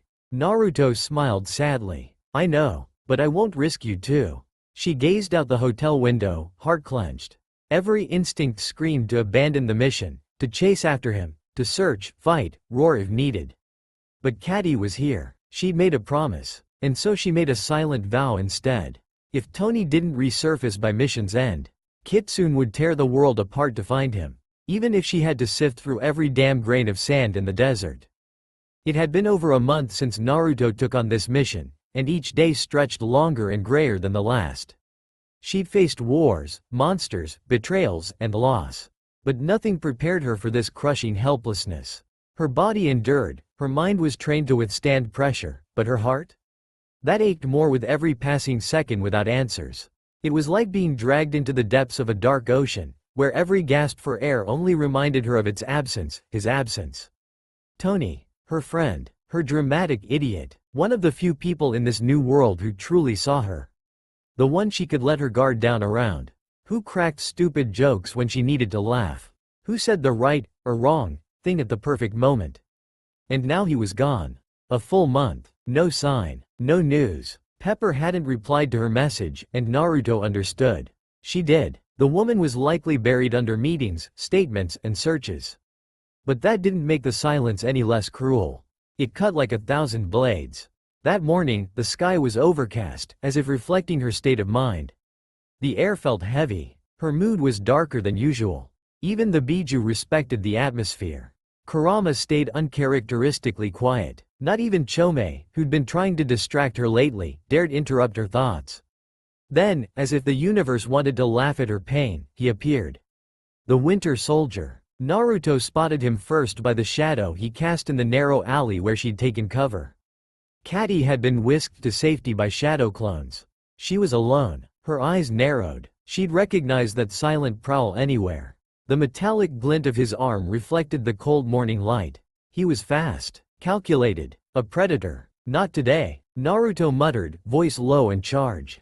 When he lunged, she was already moving. Their first clash was a collision of forces. His metal fist met her block, and the impact erupted in a shockwave that rattled the alley walls. Naruto skidded back but kept her footing. Her eyes burned, not with pain, but frustration. Normally, I'd enjoy playing with you, she hissed, cracking her neck. But today? I don't have time for this. The soldier didn't respond. He never responded. He came at her like a storm, swift, brutal strikes. Naruto dodged, blocked, countered. Concrete cracked under their feet. A kick from her sent him crashing into a metal container, denting it on impact. But he rose like nothing happened. She used the walls, flipping around him in a blur. Chakra-laced punches tore through the air. When he grabbed for her ankle, she twisted midair and kicked his shoulder with enough force to crumple a car. He dropped to one knee, and Naruto saw her opening. In a flash, she was on him. As he tried to rise, she slid under his arm and pressed a paralysis seal to his chest. The glyph glowed. Instantly, his body locked up. He fell like a puppet with cut strings. Enough, she panted. But she wasn't done. Chakra spiraled in her palm, shaping another seal, stasis, that engulfed his paralyzed form, preventing any chance of recovery. With steady hands, despite her racing heart, she unsealed a prisoner scroll. One practiced motion later, the Winter Soldier was absorbed into the paper, sealed tight. For a moment, she just stood there, breathing hard, staring at the ground. Her pulse roared in her ears. Above, the clouds began to part. A single ray of sunlight broke through. It brought no comfort. She pulled out her phone. No new messages. She held it for a long moment, as if it could anchor her. As if, somehow, it still connected her to Tony.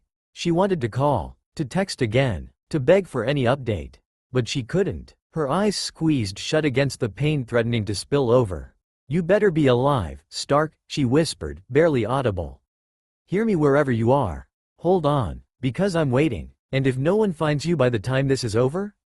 I swear I'll come for you myself. Even if I have to cross that damn desert alone, Ttebao." She pocketed the phone, and moved forward, because the mission wasn't over yet. But when it was, she already knew her next destination.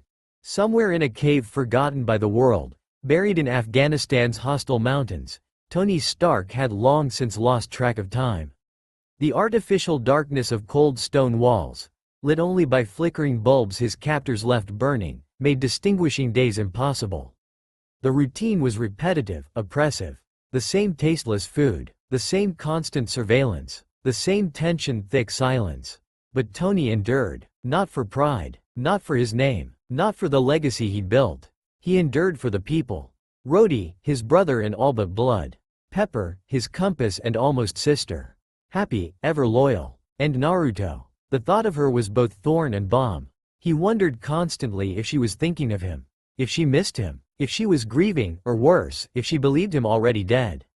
Naruto was unpredictable, fierce, real. He could see her now in his mind's eye, kicking down doors and threatening generals if necessary.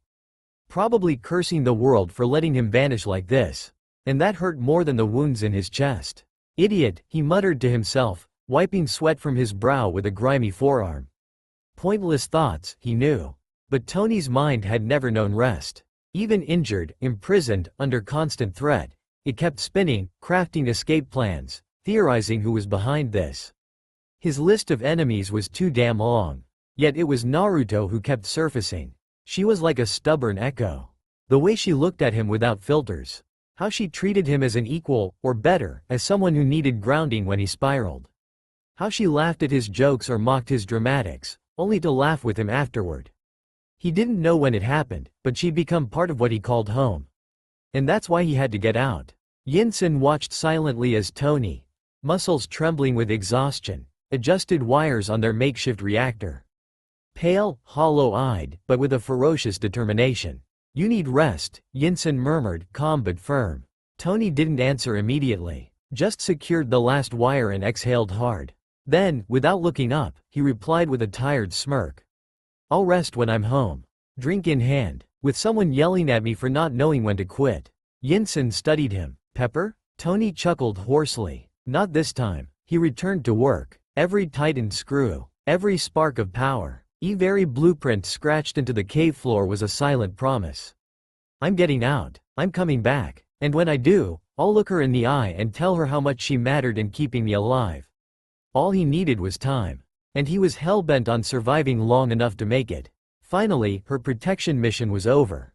After nearly another month of constant attacks and the gnawing anxiety of Tony's silence, Naruto was ready.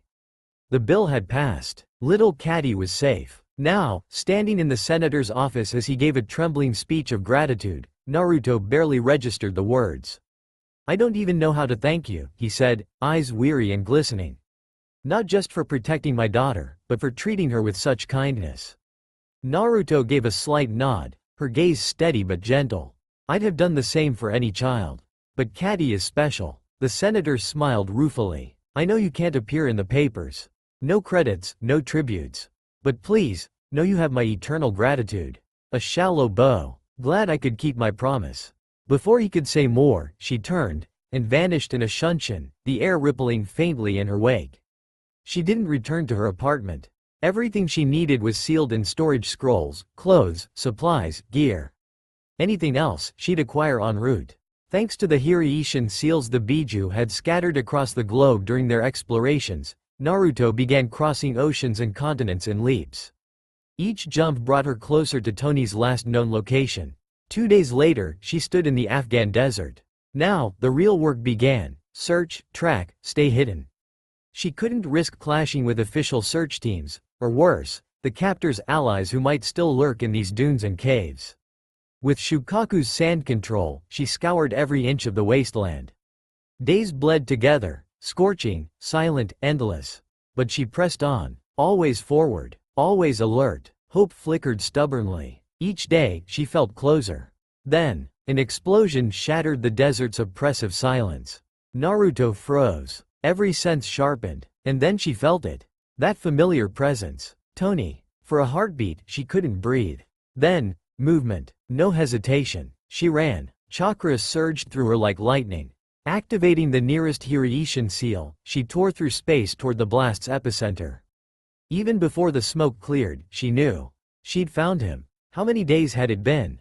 Tony didn't know. He'd lost count somewhere between the shocks, the threats, and the endless hours of darkness.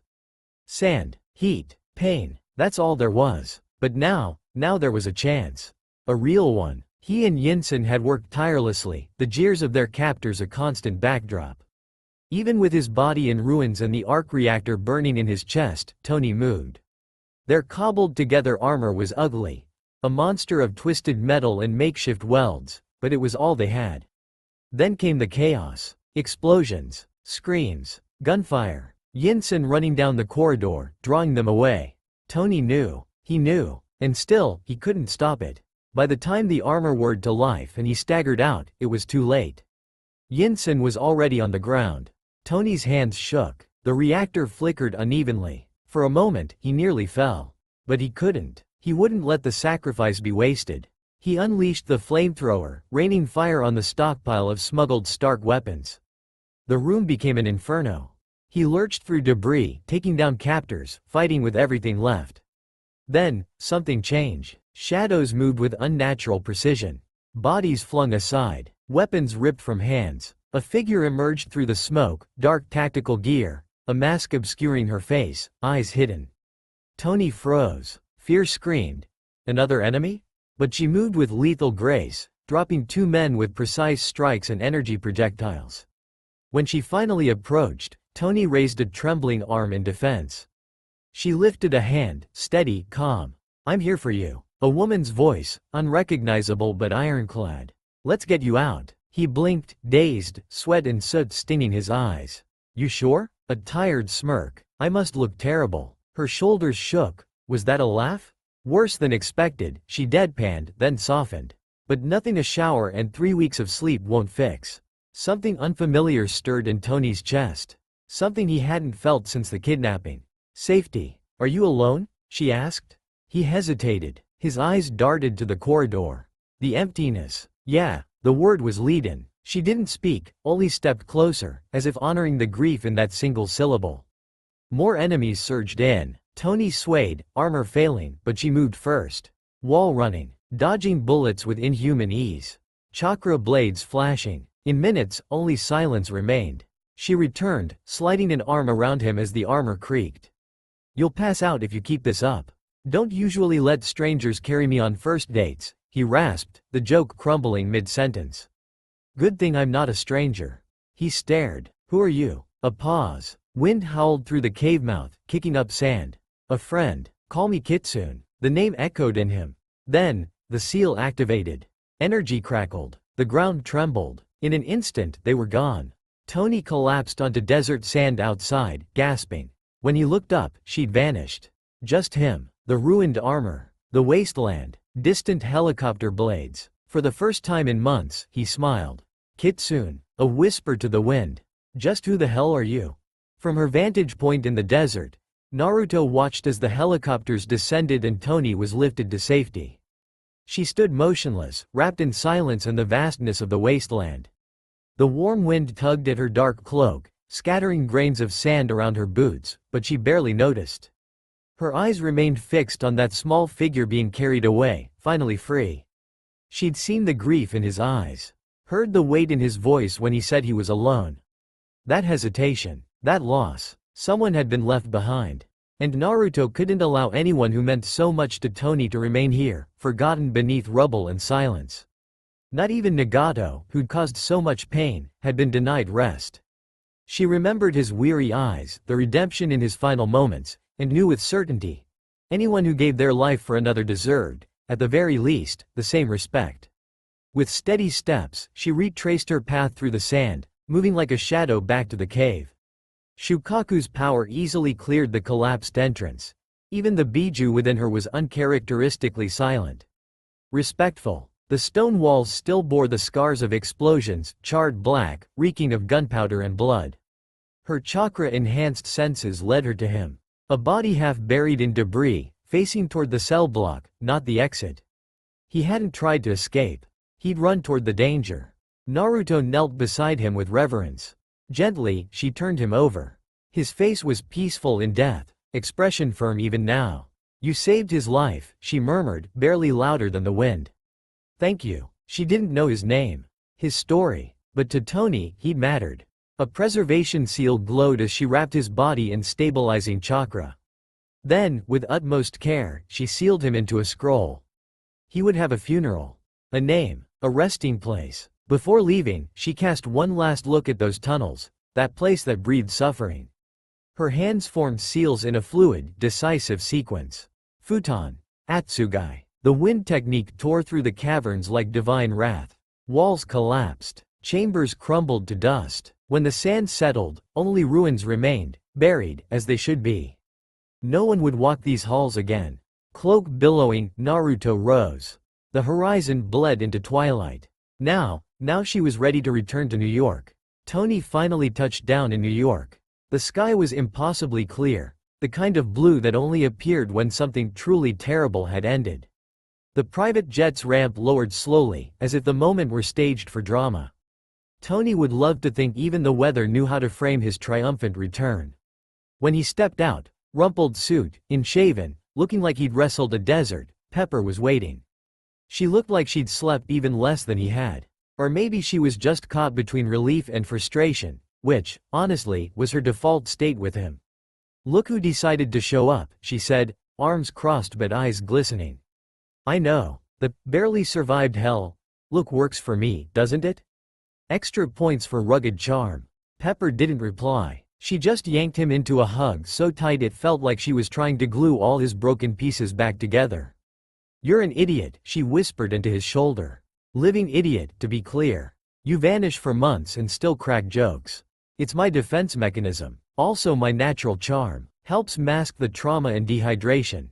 In the car, he chattered like he hadn't spent weeks imprisoned and half dead. "Okay, priorities. Cheeseburger, press conference, and a phone."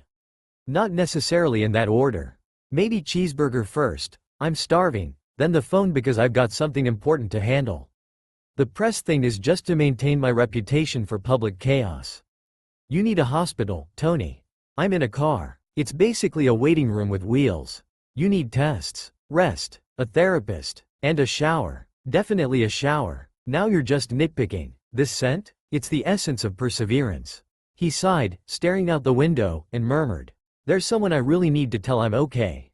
Pepper frowned. Then recognition flashed across her face. The message. I never replied. When everything happened, she texted asking about you. And I was so focused on finding you, I forgot. Tony took her phone gently. She'd understand. Patience of a monk, that one. Even if she were mad, she'd never say. Just hit me with that disappointed stare. Which is way worse. He tried calling, but it went straight to voicemail. Probably busy. Or getting payback for me ghosting her. By the time they reached Stark Industries, Tony was already devouring his cheeseburger like it was ambrosia. Then, straight to the press conference. Pepper tried to stop him. Really tried. But there he was, on stage, microphone in hand, that chaotic glint in his eyes. I'm shutting down weapons manufacturing at Stark Industries. Effective immediately. Silence. Then, bedlam. A frenzy worthy of a stock market crash.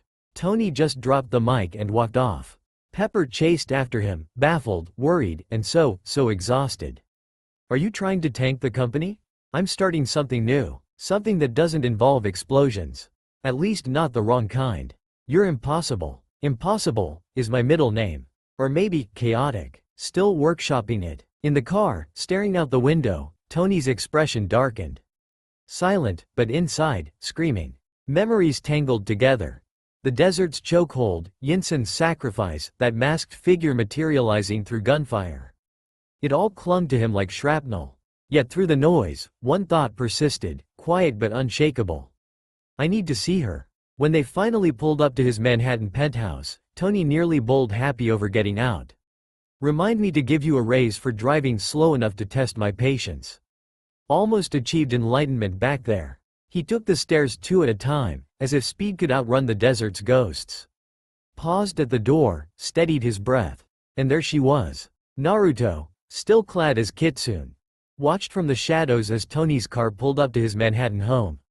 Her hands hung steady at her sides, but her chest carried a silent weight. With his return, the final step of this mission stood before her. And she meant to end it with honor. When Tony spotted her waiting at his door, hooded and motionless as a sentinel, he paused, then sighed more from exhaustion than surprise. Oh, perfect, he muttered. Because nothing says, welcome back to civilization, like a dramatic ninja planted on my doorstep. Here to scold me or stab me? She didn't answer, only inclined her head in acknowledgement. He frowned, fatigue etching his features, then flung the door open with exaggerated flair. Coming in, or just gonna stand there till I die again? Spoiler. No more metal in my chest to save me this time. He led her to the living room with slow steps. Weariness clung to his muscles, but his eyes were alive, sharp, searching. You know your whole, mysterious shadow bit doesn't work on me, right? Saw you at your desert debut. This is just spy cosplay. She stood at the room's center, still as living darkness. He collapsed onto the couch with that practiced casualness she knew was a lie. So, what's tonight? More cryptic visits? Or do I get a loyalty card? Save one life, get a free coffee. A debt paid. Her voice was low. I came to finish it. Tony arched a brow, but the sarcasm was thin now. She withdrew a scroll from her pouch. He barked a laugh, defensive, brittle. Seriously? A scroll? Like, ancient papyrus? You got a quill and ink hidden too? It holds the body of the man who died so you could live. The words hit like a gut punch. Tony froze. The smirk died on his lips. Excuse me? She extended the scroll. I found him. Near the cell. He wasn't running. He went back to buy you time. Tony stared at the scroll like it might detonate. Wait, you're telling me that? A jerky chin nod. Has Yinsen's body? In paper? Literally? A nod. He laughed, short, humorless. Of course it does. Because life wasn't surreal enough. Terrorists, miracle escape, now a ninja with pocket-sized corpse compression. Cool. Real cool. I didn't know his name. Only that he didn't belong with the rubble, with those who caused pain. Tony dragged a hand down his face. His fingers shook. You know how insane this sounds? I hallucinated for days, stuff with better plot than this. I know, But it's real. Tear it to release him. He handled the scroll like it burned. Didn't drop it. This is torture. You drop this on me and expect what? That I just rip it, and suddenly he's there? The guy who saved me. You've got no idea what this means. Silence. Then, softly, I expect nothing. Only thought it was right. Tony exhaled sharp through his nose. Stood. Got in her space, eyes red-rimmed and raw. I've lost people before, okay? I learned not to care. To joke. To hide behind expensive scotch. But him? He believed I could still do something with this damn life. A glance at the scroll. His voice dropped to a whisper. And now you hand me this. Like it's easy. Like it's just tearing paper.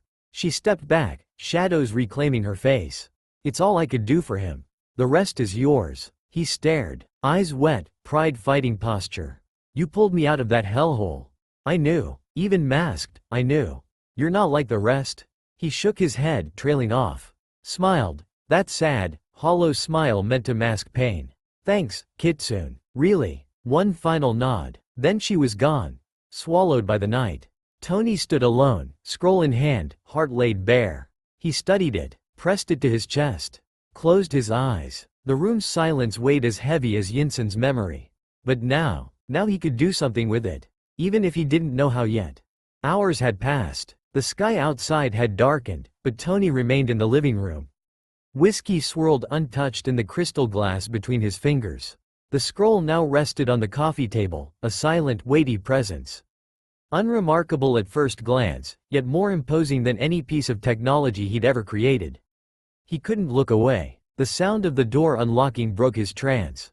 Firm, hurried footsteps echoed across the floor. He didn't turn, just waited. Tony? Pepper's voice cut through the air, laced with urgency.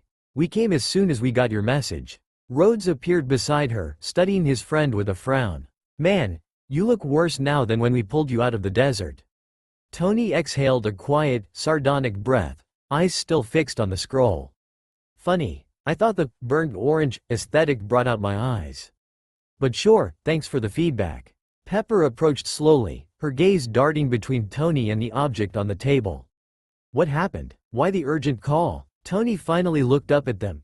Eyes red-rimmed not from tears, but from sleepless nights and poorly contained pain. Because I needed to see you. And to tell you before I chickened out. Rhodes stepped closer, demeanor shifting. Tell us what? Tony inhaled slowly, as if bracing for deep water. When I was in that cave. He paused, the words costing him. There was a man, a scientist, a prisoner like me, Yinsen. Without him, I'd have died in the first week. He kept the reactor running. Kept me sane. Reminded me I was still human. Pepper sat silently on the sofa's edge. Rhodes bowed his head. Tony continued. When it was time to escape, he stayed. Said it was the end of his road. That his life wouldn't matter unless he bought me a second chance. His voice frayed at the edges, sarcasm a thin shield. He died for me. And today, when I got back, she was here. She who? Pepper asked. The woman who pulled me out. The masked one with all the answers that explained nothing. Tony gestured to the scroll. Said she was settling a debt. Then gave me this. Rhodes arched a brow. Which is, according to her, Yinsen's body. And all I had to do to free him is tear this thing open. The silence that followed was absolute. Even Pepper hesitated. You believe that? Tony's smile was bitter. I don't know. But she had no reason to lie. And the way she said it, the way she looked at me. He shook his head. Wasn't a bluff. Wasn't even regret. Like she was handing me something that weighed on her too. Did she give you a name? Rhodes pressed. Told me to call her Kitsune. Rhodes' expression shuddered. His shoulders tensed. You know that name, Tony observed. James crossed his arms, voice lowering. Intel circles. Mercenary, or that's what files claim. Name pops up, but no one confirms anything. A ghost. Only appears when she wants. No one knows her motives. But every report agrees. She never takes a job she doesn't believe in. And she never fails. Pepper's gaze flicked to Tony, tense. Doesn't that worry you? She could be a threat. Tony almost laughed. If she wanted me dead, Pep would have been stylish about it. Probably left no mess. He tapped the scroll. No, she had every chance. And in the end, she saved me. Rhodes studied the scroll, thoughtful. I think it's real. She's got a code. Weird, but solid. If she says Yinsen's in there, maybe he is. Pepper turned to Tony, gentle. What will you do with it? No immediate answer. He stared at the scroll like it might reveal secrets. Then, softly, I'll handle it right. Just, not yet. When? Rhodes asked. Tony rotated his glass. When I can look at it without feeling trapped in that cave again. Pepper squeezed his hand. We'll be here when you're ready. Tony said nothing, but beneath the pain in his eyes lay something rarer. Resolve. And, perhaps, the faintest glimmer of gratitude. One last look at the scroll. Then, for the first time that night, he set the drink down. The next morning, Tony woke with his mind still tangled in yesterday's fragments. More centered, yes. More emotionally sober. But a weight remained. A mix of gratitude, longing, and confusion that tightened his chest whenever he closed his eyes and saw her face. He picked up his phone with hesitant fingers, as if the mere touch carried life or death stakes. Scrolled to the discreetly saved number, a secret even he didn't fully understand. Hesitated. Come on, Stark. You faced terrorists. This is just a beautiful, terrifying woman. He hit call. The first ring was agony. The second nearly stopped his heart. By the third, he almost hung up. Hello? Her voice, soft, sleep-rough, anchored him. His throat tightened. It's me, he said simply, no sarcasm, no shield. Tony. His name in her mouth sounded different. Precious. No jokes. Not now. For the first time in years, he didn't want to hide. I need to see you. Silence. His stomach lurched. Too much? Too soon? Then, me too. A tremor in her voice. Something she tried to mask, but he recognized it, because it mirrored his own. The Brooklyn cafe was small, charming, discreet. A refuge Tony had kept off the radar for years. He'd convinced the owner to close for the morning with a persuasive smile and a generous deposit.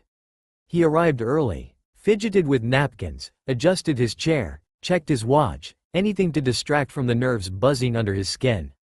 Stark, you literally rented out a cafe to psych yourself up. Then the doorbell chimed, and the world narrowed. Naruto stepped inside, calm but with fire in her eyes. When their gazes met, his breath caught. He stood, but before he could speak, she crossed the room and hugged him. Tight. Oof. He wheezed, startled. Are you made of muscle and bad decisions? She jerked back, alarmed. Did I hurt you? Tony laughed, smoothing his crumpled jacket. Just my pride. But I'll forgive you, for the right price. A skeptical brow. Which is? That mischievous grin. A kiss. Purely for emotional balance, obviously. Nothing serious. She studied him, weighing his sincerity, then, unexpectedly, rose onto her toes and pressed a light, warm kiss to his cheek. Tony froze, not at the gesture, but at what it did to him. This was real. No game, no conquest, just her, present, gentle, true. Wow, he murmured, fingertips brushing the spot. Can I amend my request to 2? Naruto laughed, bright, unguarded, disarming in its sincerity. You're impossible. Fondness danced in her eyes. And you're unpredictable. Completely off my comprehension curve. He pulled out her chair with a flourish, still smiling. And honestly, I've never liked anything more. She sat with a quiet thanks, and for a moment, they just were. An empty cafe. A comfortable silence. Two people from different worlds, trying to understand what lay between them.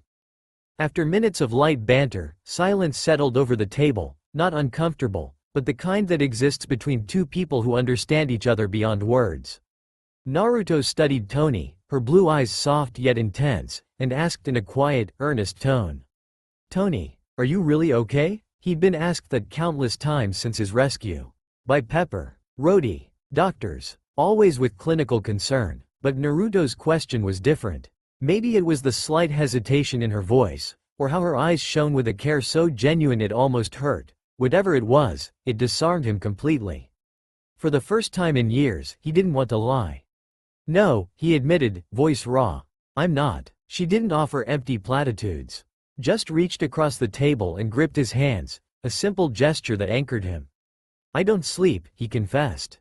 Close my eyes, and I'm back there. Damp walls, pain in my chest, my own heartbeat echoing in the dark. A humorless smirk. Maybe this is all an elaborate hallucination. Dying brain mirage with gourmet coffee and cheek kisses. Naruto's lips quirked, but her gaze remained steady. What scared me most wasn't dying, he continued, voice cracking. It was never seeing anyone again. The people who matter. No goodbyes. No chance to say what I should've. His eyes flickered away briefly, as if hiding even now. I promised myself, if I got out, I'd stop postponing the important stuff. Be honest, even if it wrecked me. Naruto frowned slightly, unsure where this was headed. Tony tightened his grip on her hands, meeting her eyes with devastating sincerity. I thought about you. The whole time. She blinked, stunned. Tony couldn't help it. Between calculations and pain, between fear and silence, it was you. Remembering your smiles, our talks, those random cafes you dragged me to. His laugh was thick, kept me awake, kept me going. I'd tell myself, one more day, Stark. One more, and you'll see her again.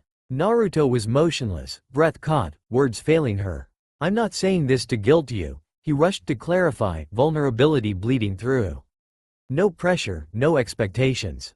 This, he lifted their joined hands, isn't a demand, just truth you deserve to know. Tony, her whisper was barely audible.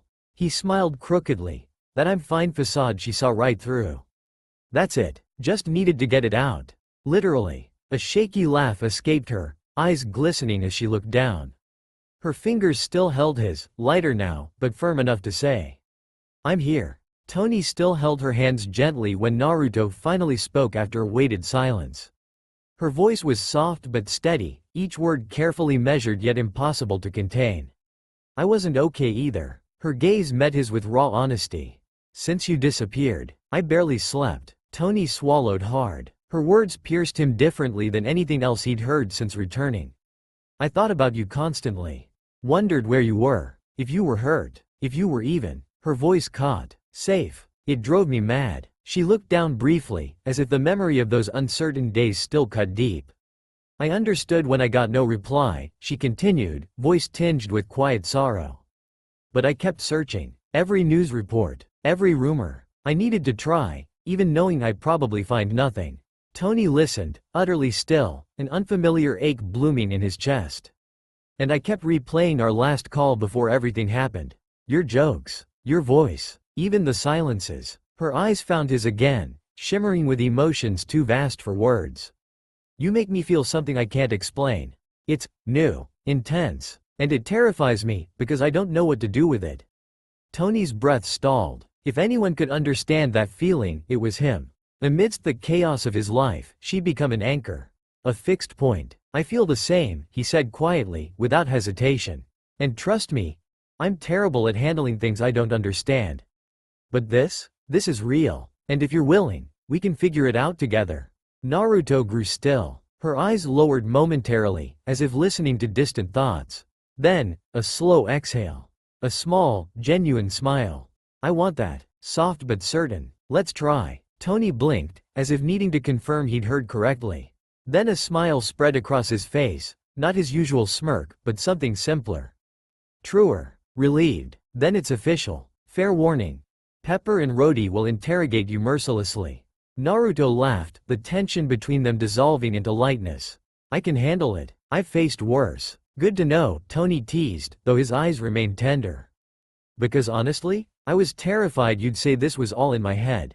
Her gaze softened. It wasn't. And in that moment, between shared smiles and the warmth of their clasped hands, they knew something new had begun. Uncertain, perhaps, but real. And for now, that was enough. Naruto stood, adjusting her jacket with a lingering smile. Tony rose just as quickly, a sudden urgency in his movements. Wait, he said, stepping closer. His gaze held hers with a mix of affection and barely contained anticipation. I've gotta head back to Malibu tonight. Some fires to put out, inventories, boardroom nonsense, the usual chaos. She nodded. Of course. You got a mountain of things to handle. Tony tilted his head with that half-smirk she'd come to know. But, he leaned in slightly, eyes alight with mischief. I want to take you to dinner Saturday. Just us. Low lights, decent food, wine, meaningless chatter. A pause. Unless you'd rather come to Malibu now. The view's killer, and I promise not to try seducing you until day 2. Naruto laughed, a real, head-tilted back laugh, before fixing him with a playful squint. Tempting, Stark, very tempting, but I'll pass, for now. Tony clutched his chest in mock offense. For now, that's practically a yes. Maybe, But for now, she softened, I'll stay here. And look forward to Saturday. Oh, it'll be memorable, he promised, voice dropping to something warmer. Before leaving, Naruto rose onto her toes again, this time letting her lips linger against his cheek a heartbeat longer. Intentional. Tony froze, wide-eyed, fingers brushing the spot where she'd kissed him as she pulled away. With a final smile, she was gone, leaving only warmth and promise in her wake. Tony descended the jet stairs with an uncharacteristically light step, a rarity since his return from captivity. In the private terminal, Pepper waited, leaning against a column with crossed arms and a knowing smile. You look lighter, she observed, studying his face. Tony exhaled through a half-smile. Yeah, maybe I am. Would this have anything to do with that mysterious Brooklyn cafe rendezvous? He arched a brow. You know everything, don't you? It's my job, she said, smug. Tony nodded slowly, hesitating for a beat before cutting to the chase. I saw Naruto. We talked about stuff, important stuff. Pepper's expression softened, and it was good. A quiet brightness in his eyes. Better than I thought possible, all things considered. She watched him a moment before smiling properly, the kind she reserved only for genuine happiness on his behalf. I'm glad for you, Tony. Truly. But, he prompted, anticipating her. But, Pepper confirmed, I'll need to meet her myself before issuing final approval. Tony chuckled. Fair, though good luck not liking her. You two have more in common than you'd think. A pause. Honestly? You'll adore her. Pepper's skeptical brow arched higher. That's what every smitten man says. Possible, Tony conceded with an easy shrug. But I'd still bet you'll be inviting her for wine within 5 minutes. Pepper laughed, shaking her head as they walked toward the car. We'll see, Stark. We'll see. And for the first time since Afghanistan, Tony found the world just a little easier to breathe in. Naruto walked through Queens with her hands in her coat pockets, her heart light. The warmth of Tony's touch still lingered on her fingers, and a giddy smile refused to leave her face. She was so lost in thought, she didn't notice how dreamily she was floating until a familiar voice snapped her back to earth. Someone's had a good day, May Parker teased, arms crossed and brow arched. Naruto blinked, stopping mid-step. Huh? May chuckled, nodding at her. You, walking around smiling like you're in a romantic drama. No use hiding it, I see you. Naruto's face flushed instantly, and she looked away with a nervous laugh. That obvious? I'm observant, May said warmly. And you're glowing, so either you won the lottery or it's a heart thing. A soft, embarrassed laugh. Maybe a little of the second. May's eyes gleamed with curiosity. I've got time before Peter gets home. Spill. Naruto hesitated, biting her lip. But there was something about May's kindness, the way she truly cared, that made trust effortless. Okay, come over. I'll tell you everything. The apartment was cozy, bathed in soft light and a gentle breeze from the cracked window. May settled on the couch while Naruto brewed tea. When she returned, she handed May a cup with a shy smile before curling up opposite her. All right, May said, cradling her tea. Start from the beginning, no skimming. Naruto inhaled deeply, as if steadying herself. I met him a while ago. Pure chance. One of those weird coincidences life throws at you. We talked, and I thought that'd be it. But it wasn't. A pause. A private smile. We started seeing each other more. Nothing romantic at first. Just company. Cafes, walks, random texts. He always had something funny to say or a wild idea to shake up my routine. May listened, attentive. Slowly, he became constant. Even when he was away, he'd check in. Cared. And I realized I cared too. That he'd become one of those quiet presences you miss when they're gone. Her fingers traced the rim of her cup. Today, we talked for real. About heavy things. He was honest, about his fears, what he's been through. So was I, and we decided to try. See where this goes. May's silence wasn't judgmental, just deeply present. Finally, softly. Who is he? Do I know him? Naruto hesitated, then answered calmly. Tony. Tony Stark. May's eyes widened. Tony Stark? A slow nod. I know how it sounds. But it's not what you think. Naruto, his reputation. I know, Naruto said gently.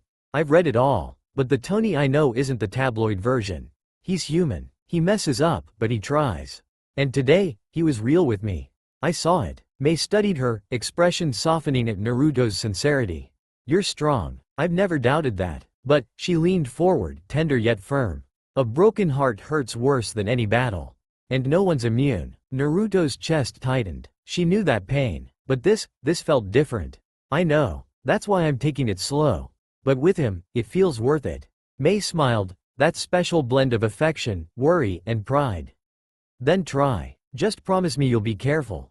And if he screws up? A playful glint. You call me. Naruto laughed, warmth blooming in her chest. Promise. Still laughing from their earlier conversation, Mei rose from the couch and set her empty teacup down. Since we're in a romantic confession mood, you're coming over for dinner tonight. Peter will be thrilled to see you. A mischievous grin. And someone needs to give me details about this Saturday date. Naruto blinked at the sudden invitation, then relaxed into a smile. Sure, why not? I've missed Peter. He's drowning in homework and will definitely complain you haven't played video games with him lately, Mei said, grabbing her purse. And, well, it'll be fun watching his face when I mention you're dating someone. Naruto choked on air. Mei, go easy on him. Me? Never. An innocent blink. Peter arrived shortly after, backpack slung over one shoulder, hairwind tousled. I'm starving, he called from the hallway. Oh, hi, Naruto. Hey, Peter. Naruto grinned. Good to see you, TT Ibeo. Peter beamed, then narrowed his eyes suspiciously at their animated chatter. What are you two whispering about? Mei served dinner casually. Just that Naruto has a date this Saturday. Peter froze mid-bite, gaping between them like she'd announced a moon landing. What, you're going out with someone? Who? Naruto rubbed her neck awkwardly. A friend. We've known each other a while. Mei delivered the kill shot. His name's Tony. Peter made a face. Tony? Like, a grown-up man? He's a bit older, Naruto admitted. But really kind. Peter scrunched his nose, arms crossed in full pout. I don't like this Tony guy. You haven't even met him, Mei said, fighting laughter. But he's taking Naruto. Peter protested, as if this were a grave injustice. What if he's boring? What if he doesn't know ninja card battle? What if he won't let you eat dessert first? Naruto laughed, touched by his dramatic concern. I promise he's not boring, and we'll still game together. Nothing changes between us, okay? Peter sulked for precisely 3 seconds before sighing theatrically. Fine, but if he makes you cry, I'm giving him a super lecture. Mei lost it, shaking with laughter. Peter Parker, defender of Aunt May's friends. Peter lifted his chin proudly. Someone's gotta protect Naruto. Naruto's heart swelled. Thanks, Peter. You're the best. And with that, dinner continued, light, loud, and full of laughter. Between bites and playful teasing, Naruto felt something rare. She was home. The car rolled smoothly up the mansion's driveway. The fading sunlight painted the house in gold and amber, glinting off the floor-to-ceiling windows Tony once found sleek, now strangely hollow. He didn't have to walk far before spotting the rigid silhouette waiting on the deck. Obadiah Stane, arms crossed, jaw set, that particular silence heavy with judgment. Tony removed his sunglasses slowly, eyes still sensitive to natural light. A half-smile tugged at his lips, masking the weight in his chest. Wow, Stane, such warmth. All we're missing is a welcome home banner and some balloons. Nothing, not even a twitch. Tony's smile faltered. Or are you mad I didn't bring you a world's best interim CEO mug? Obadiah didn't laugh. His expression screamed end of patience. Tony swallowed hard, the air thickening. We need to talk. Stane's tone left no room for debate. Tony exhaled, dragging a hand down his face. Sure, nothing like a corporate lecture to warm the soul right off the jet. He gestured inside. Ice in your scotch, or did you prep a sober, soulless monologue? Tony, this is serious. The mansion was exactly as he'd left it, cold, pristine, impersonal. Like he'd never been gone. Tony moved to the bar, poured whiskey with mechanical precision, but his hands trembled slightly. You shut down Stark Industries' weapons division. Stane cut straight to it. Alone, no board vote, not even a heads up to me. Tony took a measured sip, letting the burn anchor him. And I'd do it again. You're gambling with this company's future. Stane's voice cracked with frustration. Tony turned slowly. His eyes held none of their usual levity, just steel and shadow. I'm not gambling, Obi. That's the point. Silence. I've seen what our weapons do. Not in testing ranges. Not on sales charts. Out there. A brittle pause. I've seen children terrified, men blown apart, and my name on every shell casing. Tony, you've been through trauma. You don't understand. Tony's voice broke. You weren't locked up for months. Forced to build death machines knowing every bolt you tightened cost lives. I was there. Obadiah stilled. Whatever argument he'd prepared died unspoken. Tony looked down, white-knuckling his glass. I came back, but I'm not the man who boarded that plane. And I won't pretend to be. So what's next? Selling toys? Donating billions to charity? Stain's sarcasm was a weak counterstrike. Stark Industries thrives because we do what others can't. You've always known that. Tony gazed through the windows. The ocean outside was deceptively calm. I'll find another way, a new purpose, quiet conviction. For the first time in my life, I want to change. Stain studied him like a stranger. The arrogant genius he'd known was slipping through his fingers. You're turning your back on everything we built. Tony met his gaze head on. Maybe I'm just starting to build something better. Obadiah inhaled sharply, shoulders rigid. No retort came, just heavy footsteps fading away. Tony stood motionless, downed the rest of his drink in one go. Set the glass down too hard. The emptiness returned, but not the same as before. Something new lingered, a fragile, stubborn hope. And beneath it all, cutting through the weight of past and present, the memory of a blonde girl with ocean blue eyes who'd held his hand and listened. The mansion's silence was almost comforting, just the distant murmur of waves and the steady hum of underground systems. The workshop bathed in blue holographic light, shadows dancing across walls as Tony moved slowly through the space, cold coffee forgotten in one hand. Before him, the crude cave armor hovered in midair. Jarvis, he began, voice rough, pull full specs on the cave suit. Let's strip it down, start fresh. Of course, sir. Initiating full render. Shall I name the new project? Tony studied the floating components. Strange how something so ugly could have been his salvation. Mark II. A beat. And let's make her beautiful. Beautiful is a rather subjective technical parameter, sir. The ghost of a smile touched Tony's lips as he dropped into his chair. But his mind was elsewhere. He dragged a hand through his hair. She kissed his cheek. That brief, unexpected touch still burned where her lips had been. Just a simple gesture, nothing major, right? Wrong, completely wrong, because that kiss, that tiny moment, felt more real than anything he'd experienced in months. Jarvis, he said abruptly, remind me why I avoid getting involved with people again. Your stated rationale. People are complicated, needy, and usually disappoint. I have 7 variations on file, sir. Tony scoffed. And yet here I am, mooning over her like a teenager after his first date. Technically not a date, sir. Not helping, Jarvis. Tony spun his chair away, staring at the ceiling. She's different. Silence. She listens, Jarvis. Not to Stark Industries. Not to the genius inventor. To me. And I think, a rare hesitation. I think she cares. No filters. No games. That scares me more than missiles pointed at my head. So you're frightened of empathy? Put like that, it sounds ridiculous. Ridiculous is among your core competencies, sir. A tired chuckle. Tony rose, moving toward the test gauntlets. Let's work. I'm not spending all night thinking about how her eyes light up when she smiles. Or how she bites her lip when nervous. Or, he strapped on the braces. How she holds my hand like it matters. Even Jarvis seemed to respect the weight of that admission. Test protocols. Keep thrusters at 15%. Sir, last time at this setting, you embedded yourself in the wall. Might I suggest a helmet? If I'm gonna faceplant, let it be for something worthwhile. The gauntlets hummed to life. Tony hovered inches off the ground, staring blankly ahead. I want to try with you. Naruto's words echoed, quiet, tentative, but brimming with courage. He landed firmly, removing the braces with a long exhale. I really need that Saturday dinner to go well. Shall I make reservations, sir? No. I'll pick the place myself. Has to be perfect. She deserves that. Maybe, so do I. A processing pause. Very good, sir. Tony studied the armor schematics. Fear and pain still lingered, but now, something new pulsed alongside them. Hope. And for once, he didn't want to run from it. Let's build something better, Jarvis. Starting with me. Naruto was halfway through tying her hair into a messy bun when rapid-fire knocking startled her.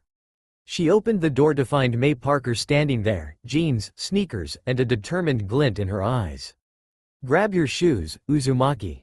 Mission today. Naruto crossed her arms. Mission? May, I just got home. I was planning to either sleep or become one with the couch. Nope, you're coming with me. May breezed past her, snatching Naruto's bag off the sofa. You've got a date in 2 days, remember? Naruto trailed after her, suspicious. I remember. But I'm not jumping out of a helicopter. It's just dinner, May. May spun around with a scheming smile. Just dinner. Sweetheart, you're going out with Tony Stark. The Tony Stark. She wagged a finger. He may be all charm and gadgets, but you're special. He needs to remember how lucky he is you said yes, starting with an outfit that screams exactly that. Naruto's eyes widened in horror. You're dragging me clothes shopping. You own exactly 3 types of clothing: functional, comfortable, and perfectly adequate for a date. Boring. May took Naruto's hand, pulling her toward the door. Today, you're picking something that makes you feel gorgeous. Not for him, for you. Though if he drools a little, bonus points. Naruto laughed, surrendering as May led her down the hallway. This is torture. By what authority? The authority of someone who's had her heart broken, May said gently, and knows how important it is to make the other person see what's right in front of them. A sidelong glance. You like him. I know. And it's okay to show that. But it's also good to remind him you're not there out of loneliness. You're a gift. And he'd better recognize it. Naruto bit her lip, touched. May had always been warm, but there was a gentle firmness to her, like a mother or a stubborn older sister. Fine, fine. But if you make me try on more than 5 dresses, I'm jumping out the store window. May's laugh echoed down the stairwell. Try it. I'm faster than I look. Is that a challenge? Call it what you want. Laughing, they crossed the neighborhood, steps light, teasing affectionate. Naruto still didn't know what she'd choose to wear. But maybe, just maybe, she wanted to impress. Not because she had to. But because for the first time, showing her real self, to herself, and perhaps to him, felt worth it. The workshop lay bathed in quiet darkness, illuminated only by holographic displays and the occasional flare of robotic arms adjusting the Mark II armor. Polished metal reflected the cool blue glow as if the suit itself was waiting patiently for its first dance with the sky. Tony hunched over the leg assembly, soldering the final thruster circuits. His expression was intense, not tired, but wholly focused, jaw clenched, eyes unblinking. Each crackle of the soldering iron echoed like a heartbeat. Jarvis, Flight Stabilizer Integrity Report. 38% chance of failure during abrupt maneuvers, sir. Might I suggest caution? Or perhaps a parachute? Tony set the iron aside with a sigh, studying the suit. It was beautiful in its raw, unfinished way. Almost ready. So close. Parachutes, he muttered, more to himself than the AI, would imply I don't know what I'm doing. And this suit's ego is fragile enough as it is. A compelling argument, as always, sir. A brief smirk flickered across Tony's face before fading. A thought slipped through his defenses, unbidden, unwelcome. He stared past the armor into middle distance. What would she think of all this? Naruto. Her image came sharp and sudden, as if she were perched on the workbench right now. Legs swinging, either laughing at his recklessness or scolding him for it. Unpredictable. Maybe that's why she kept invading his thoughts. She'd probably call this insane. Do you think she'd run if she saw this? He asked rhetorically. Given you're minutes away from strapping into an untested metal suit with unstable thrusters, sir, running would be a perfectly rational response. Tony's smile widened briefly as he wiped his hands on a grease-stained towel. Or she'd call it, stupid but brave. Or brave but stupid. Or maybe, reckless with a pretty face. Even with full access to Miss Uzumaki's lexicon, sir, I wouldn't presume to speculate about facial compliments. A quiet chuckle escaped Tony, but the mirth didn't last. The weight of it all pressed down, past mistakes, present responsibilities, this fragile attempt at redemption. He studied the armor. I need this to work, Jarvis. Not just for me or the company. I don't want to be part of the problem anymore. Understood, sir. As a reminder, your dinner with Miss Uzumaki is scheduled in 2 days. 7 p.m. Manhattan. Tony stilled. The world seemed to pause. 2 days. Yeah, right. Thanks, Jarvis. Not that I assume you'll attend in armor, but one never knows. Tony arched a brow, the old smirk resurfacing. Never underestimate the power of good metalware, Jay. Clad in the Mark II armor, Tony moved deliberately toward the makeshift launch pad in the Malibu garden. Sensors blinked, joints whirred with each step. He was nervous, but it was the good kind, that stomach-dropping thrill of being truly alive. Jarvis, thruster status? Online. Initiating Level 1 flight protocol.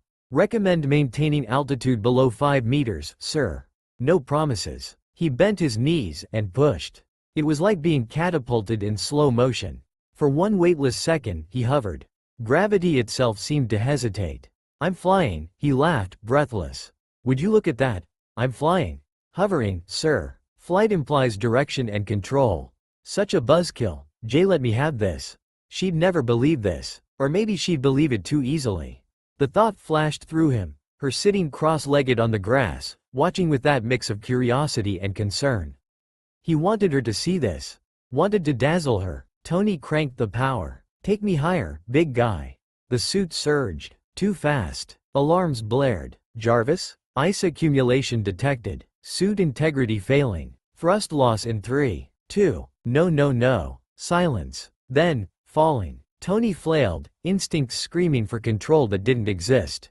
The ground rushed up. Damn it, Naruto's gonna kill me if I die before our date. At the last second, emergency thrusters fired, cushioning the impact with a bone-rattling thud. He tumbled across the lawn, finally coming to rest on his back, gasping. Silence. Then, laughter. Wild, unfiltered. I am a complete idiot. Agreed, but an idiot with remarkable survival instincts, sir. Tony grinned up at the stars, chest heaving. 2 days. Just 2 days. Better get this tin can working, or I'll show up to dinner with grass stains on my face. Might I suggest formal wear as a backup, sir? I'm thinking black tie armor. Innovative. Quote. Undoubtedly, sir. Tony stayed there, sprawled on the Malibu grass, staring at the sky. Feeling it all. The weight, the fear, the hope. And an unexpected warmth in his chest when he thought of her. The car's engine hummed softly, muffled by the tense silence inside.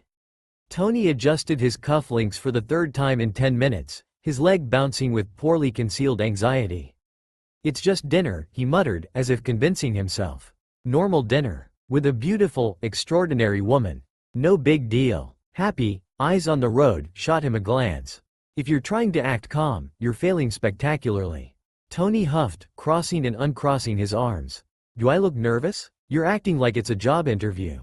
And you're talking too much. That's offensive. I ace interviews. Tony fiddled with his collar again. And I'm not talking. I'm vocalizing my thought process. Sure. Tony stared out the window, desperate to focus on anything but the knot in his stomach. He'd faced hostile shareholders, bloodthirsty reporters, generals demanding answers, none of which made his palms sweat like this. She's gonna look stunning, isn't she? More to the air than to happy. Probably. Not helping. Tony thumped his head against the seat. I'm not good at this. Normal stuff. Waiting. Taking it slow. Doing things right. Then try. Tonight's as good a night as any. Tony blinked at the unexpected wisdom. Profound. Writing that down. The car stopped. Tony stepped out with measured calm, hands in pockets, practiced smile in place, though his pulse betrayed him. He rang the bell. The door opened to reveal a woman who was decidedly not Naruto. Good evening, she said, sharp eyes appraising him. You must be Tony. He recovered quickly, smirk ready. And you must be security. I heard there'd be tests, but... A glance around. No lie detector? May crossed her arms, unmoved. I'm May. Naruto's told me about you. Great, so you're pre-briefed. Tony kept his tone light. Saves us the awkward phase where I pretend to be nicer than I am. Let's be clear. May's gaze hardened. Naruto's special. Not someone you play with. Tony held her stare. For the first time in years, he felt truly seen, not as Stark Industries' heir, not as a genius, but as a man. May, I can promise you this. Playing with her is the last thing on my mind. Uncharacteristic sincerity bled through. Truth is, she takes me more seriously than I take myself. That's new, and kinda terrifying. May studied him a beat longer. Then, footsteps. Naruto appeared, and Tony's breath caught. The lilac dress seemed to float around her, hair woven into a delicate braid, subtle makeup highlighting her features. She was radiant, different from the quick glimpses and memories he'd hoarded. Wow, escaped before he could stop it. Your words failed. Incredible. Naruto ducked her head, blushing. Thanks. You clean up nice too. Mei's stern facade cracked, just a hint of a smile. Have a good night, Naruto. I will. A quick hug, then she turned to Tony.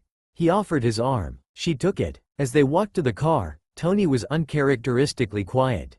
Dazed. Then, softly. This is a problem. I'm done for. Naruto pretended not to hear. But her fingers tightened around his, and her smile, small, secret, said everything. On the way to the restaurant, the silence between Naruto and Tony was punctuated by timid attempts at conversation. Both were trying to mask the unexpected nervousness they felt, as if stepping into uncharted territory, and they were. Tony, always more comfortable behind a joke than his own heart, made a playful remark as he watched the city pass by through the car window.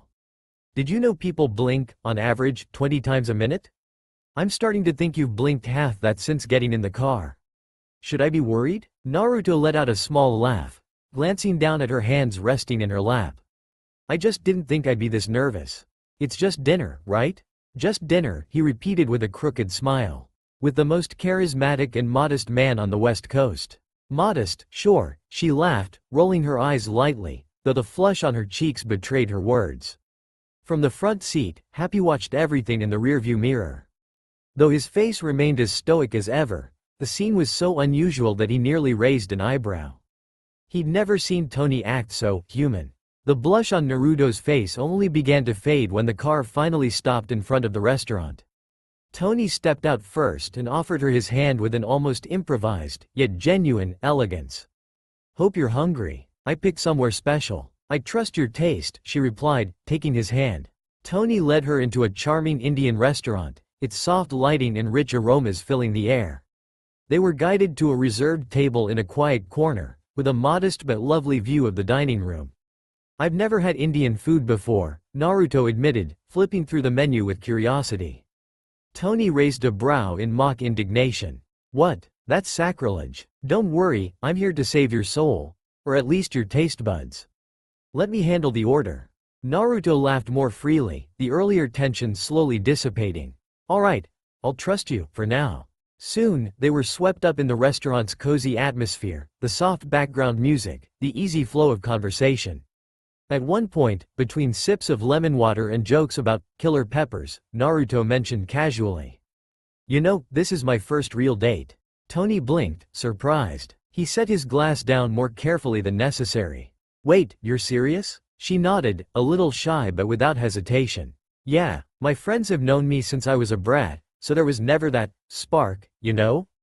And I've never really been interested in anyone like this before. Tony stared at her as if trying to solve a puzzle. That's hard to believe. Like, really hard. They must have been blind. Or idiots. Probably both. Naruto laughed, the sound light and sincere. She shook her head as if to deny it, but the glint in her eyes gave her away. The food arrived, colorful, aromatic, full of new promises for Naruto. Tony watched her take her first tentative, enchanted bite, then said softly. Guess I should thank their blindness. Without it, I might have never met you. Naruto flushed again but didn't look away this time. You're good with words, Tony Stark. Only when I mean them, he replied, uncharacteristically earnest. Dinner unfolded with stories of their lives. Tony spoke, with restrained excitement, about a new project, keeping details vague for mystery. Naruto fondly described the animal shelter she'd been volunteering at. There's this cat who's basically adopted me. Every time I show up, she jumps into my lap like she owns the place. She's got excellent taste, Tony replied, grinning. Later, back in the car, Happy drove them to Naruto's apartment. Tony walked her to the door. It was a wonderful night, she said, pausing at the doorstep. It was more than that, he answered. Thanks for trusting me, and for coming. Naruto smiled, then, on a gentle impulse, leaned in and pressed a quick kiss to his lips.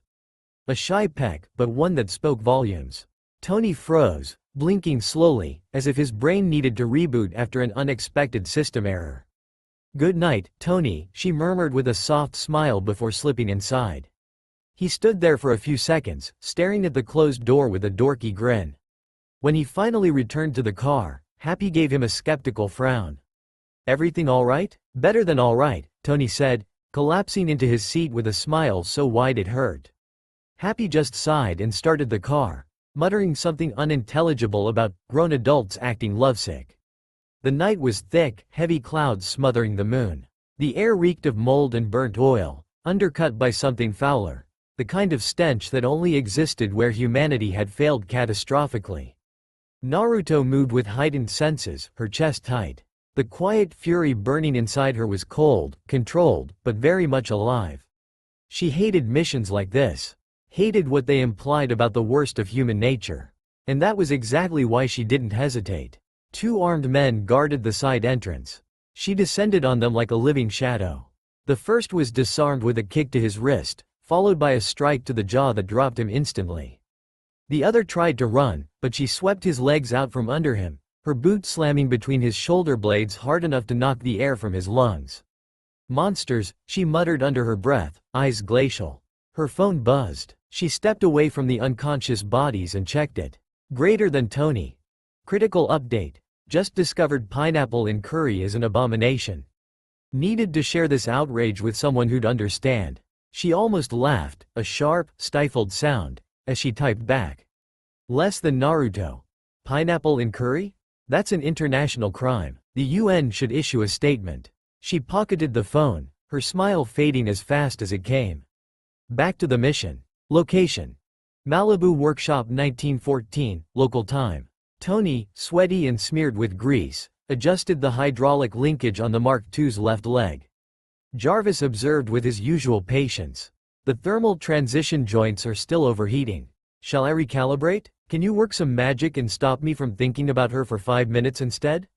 Regrettably, I am not equipped to handle human obsessions, sir. Tony chuckled tiredly and slumped onto a stool, grabbing his phone. Less than Tony. Jarvis just confirmed I'm obsessed with you. Fun, right? Now I'm a statistic. Back at the warehouse 2219. Naruto kicked open a side door and stepped into a narrow hallway.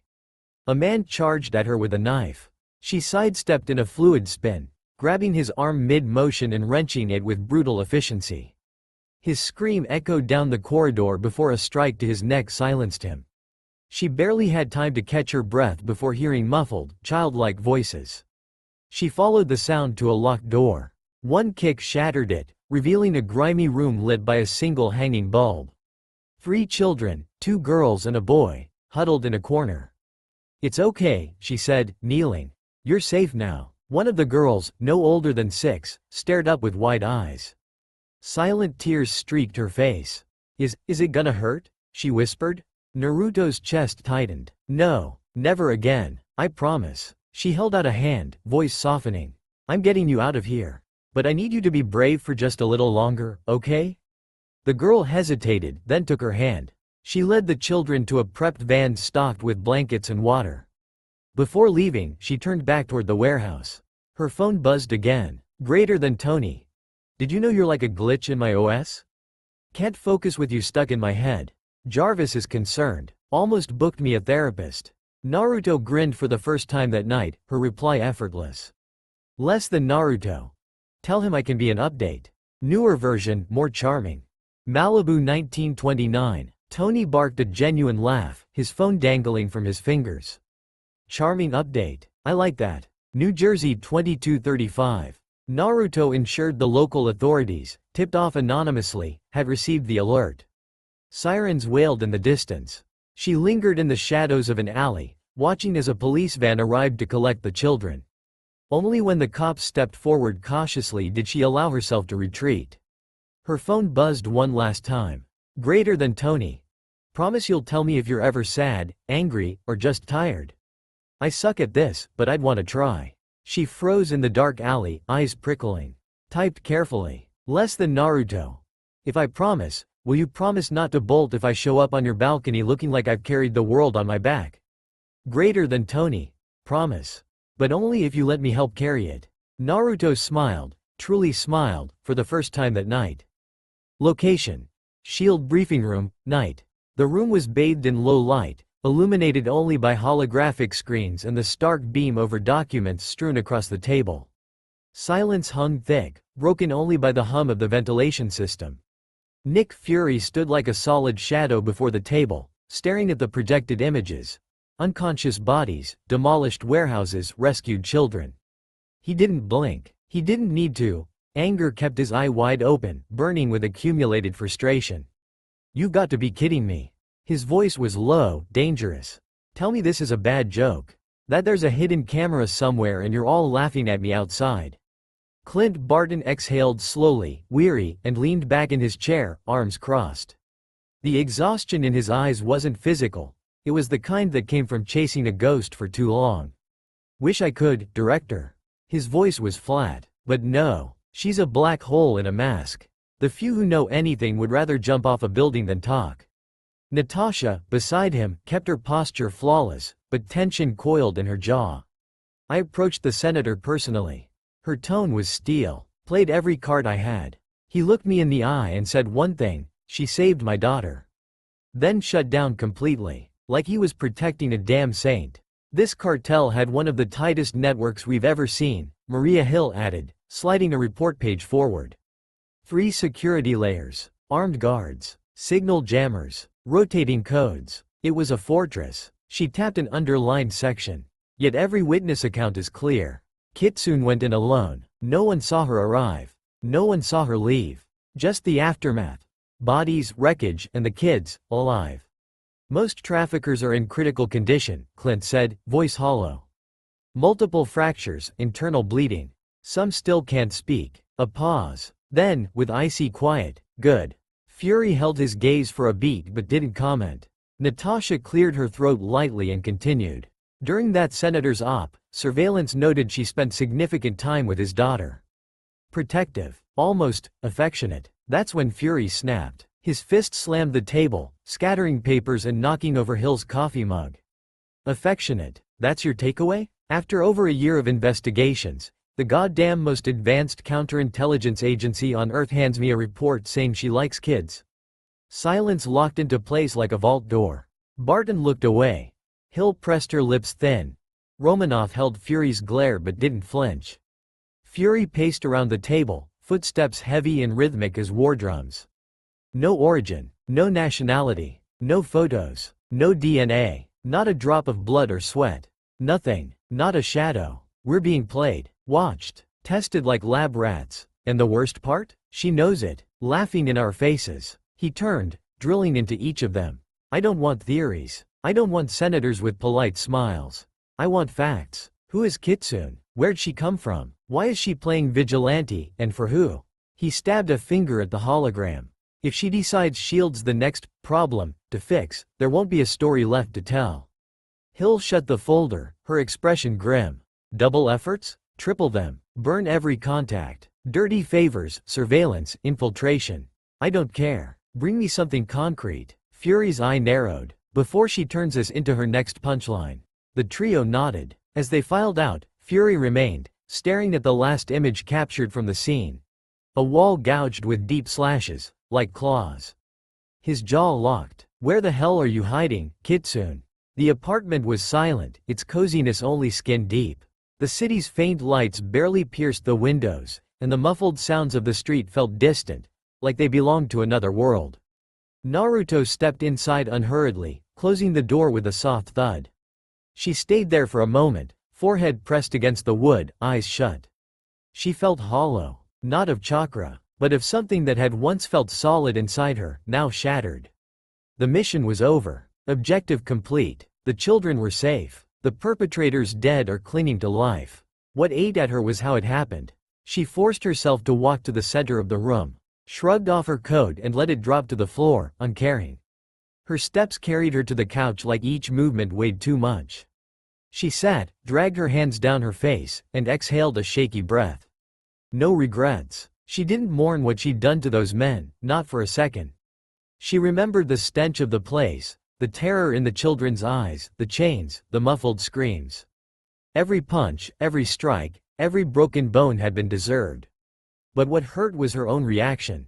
The rage, the lack of control. She hadn't fought with a kunoichi's precision. She'd fought like a cornered beast. Like someone who wanted to hurt. Like someone who needed to make it burn. She hated herself for that. Kurama said nothing, just watched, silent the entire time. And that spoke louder than anything. On instinct, her hand rose to the crystal pendant resting against her chest, gripping it tight. I can't lose this, she whispered. I can't lose who I am. With tired fingers, she formed the familiar seal. Kachiyose no Jutsu. White smoke filled the room, and at its center stood Gamiden, his bulbous eyes blinking with familiar cheer. Naruto-san, he croaked, hopping closer. Finally. I was starting to think you'd replaced me with some tech-savvy toad from this world. Naruto tried to laugh, but it came out hoarse, fractured. She forced a smile, but her eyes told another story. Gamiden studied her, his grin fading. Hey, Naruto-san, you okay? She hesitated, gaze drifting to the wall. I'm tired, Gamma, but not my body. It's like part of me stayed in that mission. Like I let the anger take over. Gamiden tilted his head, listening. But you did what you had to, yeah? I did. And I'd do it again. Her voice was steel. But I didn't like how it felt. I liked hurting those men, Gamiden. And that scares me. She looked at him. Pain lived in her eyes, but pride too. Contradictions too heavy for someone who'd fought so hard to keep hope alive. They deserved it. I know that. But I can't let it change me. I fought too hard not to be consumed by this. Gamiden nudged her leg with his paw. You're still you, Naruto-san. Even with all that anger, you care. Just being here, questioning yourself, that says enough. She nodded slowly, eyes glistening. Rubbed her face again, trying to steady herself. Did you bring anything from the others? Gamiden puffed up with a warmer smile. Always. Everyone misses you. Shikamaru, Hinata, old man Iruka. Even Gamatotsu sent a dumb drawing. With a poof, he spat out a small stack of scrolls onto the floor. Naruto picked them up slowly, like they were treasures. I miss them too, she murmured. All of them. Home. Gamiden watched her quietly, respectful. Got anything for them? She didn't answer right away. Her eyes flicked to the shelf where a special scroll was kept, one sealed discreetly. The one with the metal-armed man. The one she'd captured but hadn't dared to face fully. Her stare lingered there for too long. The memory was thick, uncomfortable. Not for the acts, but for the unanswered questions he'd left behind. She sighed and looked away. Not yet, but soon. I'll send something soon. Gamiden gave a soft croak, no judgment. S'alright, but call me before you drown again, got it? You don't gotta carry it all alone, Naruto-san. This time, her smile was real. Thanks, Gamma. Really. Always here, partner. With another poof, he vanished. Naruto looked down at the scrolls in her hands. They were tethering lines, voices from a world still calling her back. She traced the words with her fingers, as if she could feel each presence behind them. She was still Uzumaki Naruto. But right now, she needed to remember what that truly meant. Curling into the couch, she pressed the first scroll to her chest. Where do I even start? Before Naruto could unseal a single scroll, a chime cut through the silence like a thin blade. Soft, almost tentative, but unmistakable, the custom ringtone she'd set for Banner. Her body moved before her mind caught up. She grabbed the phone, Bruce's name glowing on the screen, a gentleness that clashed violently with the storm inside her. She hesitated half a second. Bruce didn't call. Their exchanges were sparse, just brief messages weeks, sometimes months, apart. The last had been right after Tony's rescue. Too recent to justify this. Her chest tightened, but she answered. Bruce? Her voice came out weaker than she'd like, rough from exhaustion. She forced lightness into it, unsure if she was fooling even herself. Naruto. His tone was low, careful. Bruce always spoke like he was weighing each word before releasing it. Hope I'm not interrupting. She shut her eyes for a breath. Course not. Just tying up loose ends. She strained for casualness. A beat of silence. A silence she knew well. Bruce avoided confrontation, but his perception was razor sharp. You're tired. Not judgment. Just fact, laced with quiet concern. Naruto shifted on the couch, straightening. No point lying to him. Not entirely. Just work. Tricky client. Nothing major. Another pause, heavier this time. Bruce wouldn't push. He never did. But he also wouldn't let it go completely. Okay, if you say so. The way he said it made clear he didn't quite believe her. But he'd respect it. That was what she valued most about him. Bruce never forced, even when he cared. He hesitated. Thought I'd call. Got the sense you might need something. Or someone to talk to. Happens to me sometimes. And, well, I know how it feels to be stuck in your own head. Naruto blinked, startled by the outreach. This wasn't like him, especially not over the phone. It touched her in a way she couldn't name. Bruce, you're incredible. I'm so lucky to have you. On the other end, his breath hitched. But he stayed silent for a moment. Typical Bruce. Feeling deeply, quietly. I'm glad to have you too. Simple. Sincere. Really. Understated, but weighted. And warm. Her eyes burned, but she blinked fast. No tears. Not now. Sometimes I forget I'm allowed to feel this, she murmured, almost to herself. Feel what? Grateful. To have someone. Another silence. Comfortable this time. You don't owe thanks for that. Softer now, almost tender. I'll be here when I can. Even from afar. She smiled, small, but real. Traveling again? Yeah, soon. Somewhere arid, looks like. Laying low for a while. Just precaution. She exhaled, smile lingering. Just be careful, Bruce. Seriously. Don't make me hunt down rogue scientists. A quiet, muffled laugh. A rare sound from him. I'll do my best. That's all I can ask. Another pause. Then, take care of yourself, Naruto. Always. You too. The call ended. She stared at the darkened screen, his name etched in her mind like an anchor. A reminder that even when everything felt too heavy, she wasn't as alone as she thought. She set the phone aside with a faint smile, not relieved, but real. Talking to Bruce had cracked open a sliver of calm in the storm. Then she looked at the scrolls. The mission's weight still pulsed inside her, but for the first time since returning, she felt slightly more grounded. Ready to reconnect with the roots still holding her up. She reached out. Let's see what you've got for me today. The first scroll she unsealed was understated, from someone who, in a way, reminded her of Bruce too. Naruto-chan, I hope you're well and that Shukaku isn't causing too much trouble. In Sanagakure, things are stable, but your absence is still felt, especially by those who know the true depth of your strength and spirit. I trust you'll find your way back, as you always do, and when that happens, soon as gates will be open to you. Keep steady. Your friend, Sabaku no Gaara. Naruto's chest tightened. The curt, almost impersonal tone, yet layered with unspoken concern and respect, was so Gaara. It only sharpened the ache of missing him. They'd grown up together, evolved together. Their bond transcended words. Shukaku, meanwhile, huffed irritably in her mind. He didn't even say your name right. Relax, she murmured with a smirk. The next scroll was unmistakable just from its sweet floral scent. Ino. Always dramatic, never changing. Naruto-chan, you have no idea how boring this village is without you. No one to compete with, no one to piss me off. Hell, not even Kiba is as annoying as you. I know you're probably off fighting something insane, as usual, but please come back soon. And don't you dare come home with that rat's nest you call hair, got it? I want you pretty and radiant like always. Yamanaka Ino. Konoha's most beautiful, and most worried, Kunoichi. Naruto laughed loudly, wiping her eyes with her sleeve.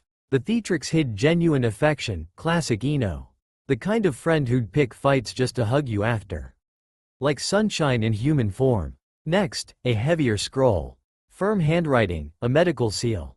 No mistaking this one. Brat, I swear if one more patient collapses in the ward from overwork trying to cover your shifts, I'll drag you back by your hair myself. You vanish without a word, cause chaos like always, and leave me with double the paperwork? Unacceptable. But I get it. I know you'd never do this lightly.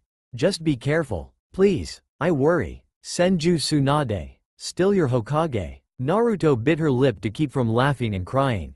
Ba-chan's writing was like her scoldings. Blunt, full of imaginary shouting, but with care woven beneath. That last line, I worry, from someone so strong, hit harder than any jutsu. The next was a cold, familiar gust. Yusura Tonkachi. Return immediately. Uchiha Sasuke. Naruto frowned but smirked. Sasuke never wasted words, but the few he used carried weight. Not just an order, a poorly disguised plea, laced with concern. His way of saying, I miss you. Miss you too, Teme, she whispered. The next scroll was longer. Sakura always had a lot to say, and Naruto knew this one would wreck her.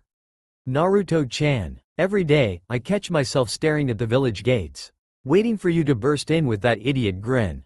And some unbelievable story. Are you eating well? Sleeping enough? Remembering you don't have to carry everything alone? Wherever you are, I know you're trying to do what's right. But please no. Here, you're missed. When you come back, I'm never letting you out of my sight again. Love, Haruno Sakura. Tears fell before she finished reading. Sakura's voice seemed to whisper in her mind, each line a hug across dimensions. She clutched the scroll like it could summon her friend's presence. Then came the laziest and most honest of them all. Mendoku's. Knew you couldn't take a vacation without blowing something up. Since you left, the clans have been annoying and, honestly, it's a drag.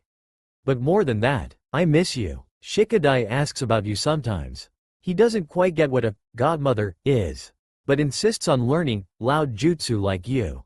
So when you return, be ready for that commitment.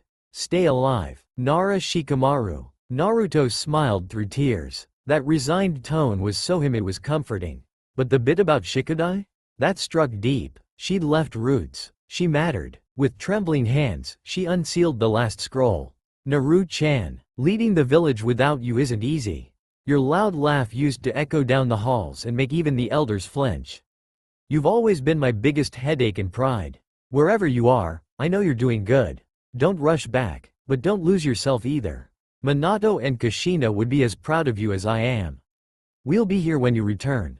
With love and patience, what little I have left. Hitaki Kakashi, your older brother who still reads Icha Icha, Ma. Naruto couldn't hold back anymore. The scroll dropped to her lap as she pressed her palms to her eyes.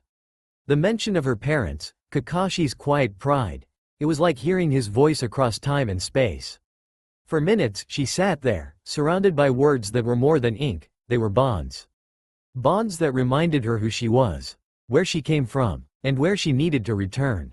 She looked up at the window, took a deep breath, and, though tears still fell, smiled. She wasn't alone, never had been. That's all for now. If you enjoy, then please like, share and do comments.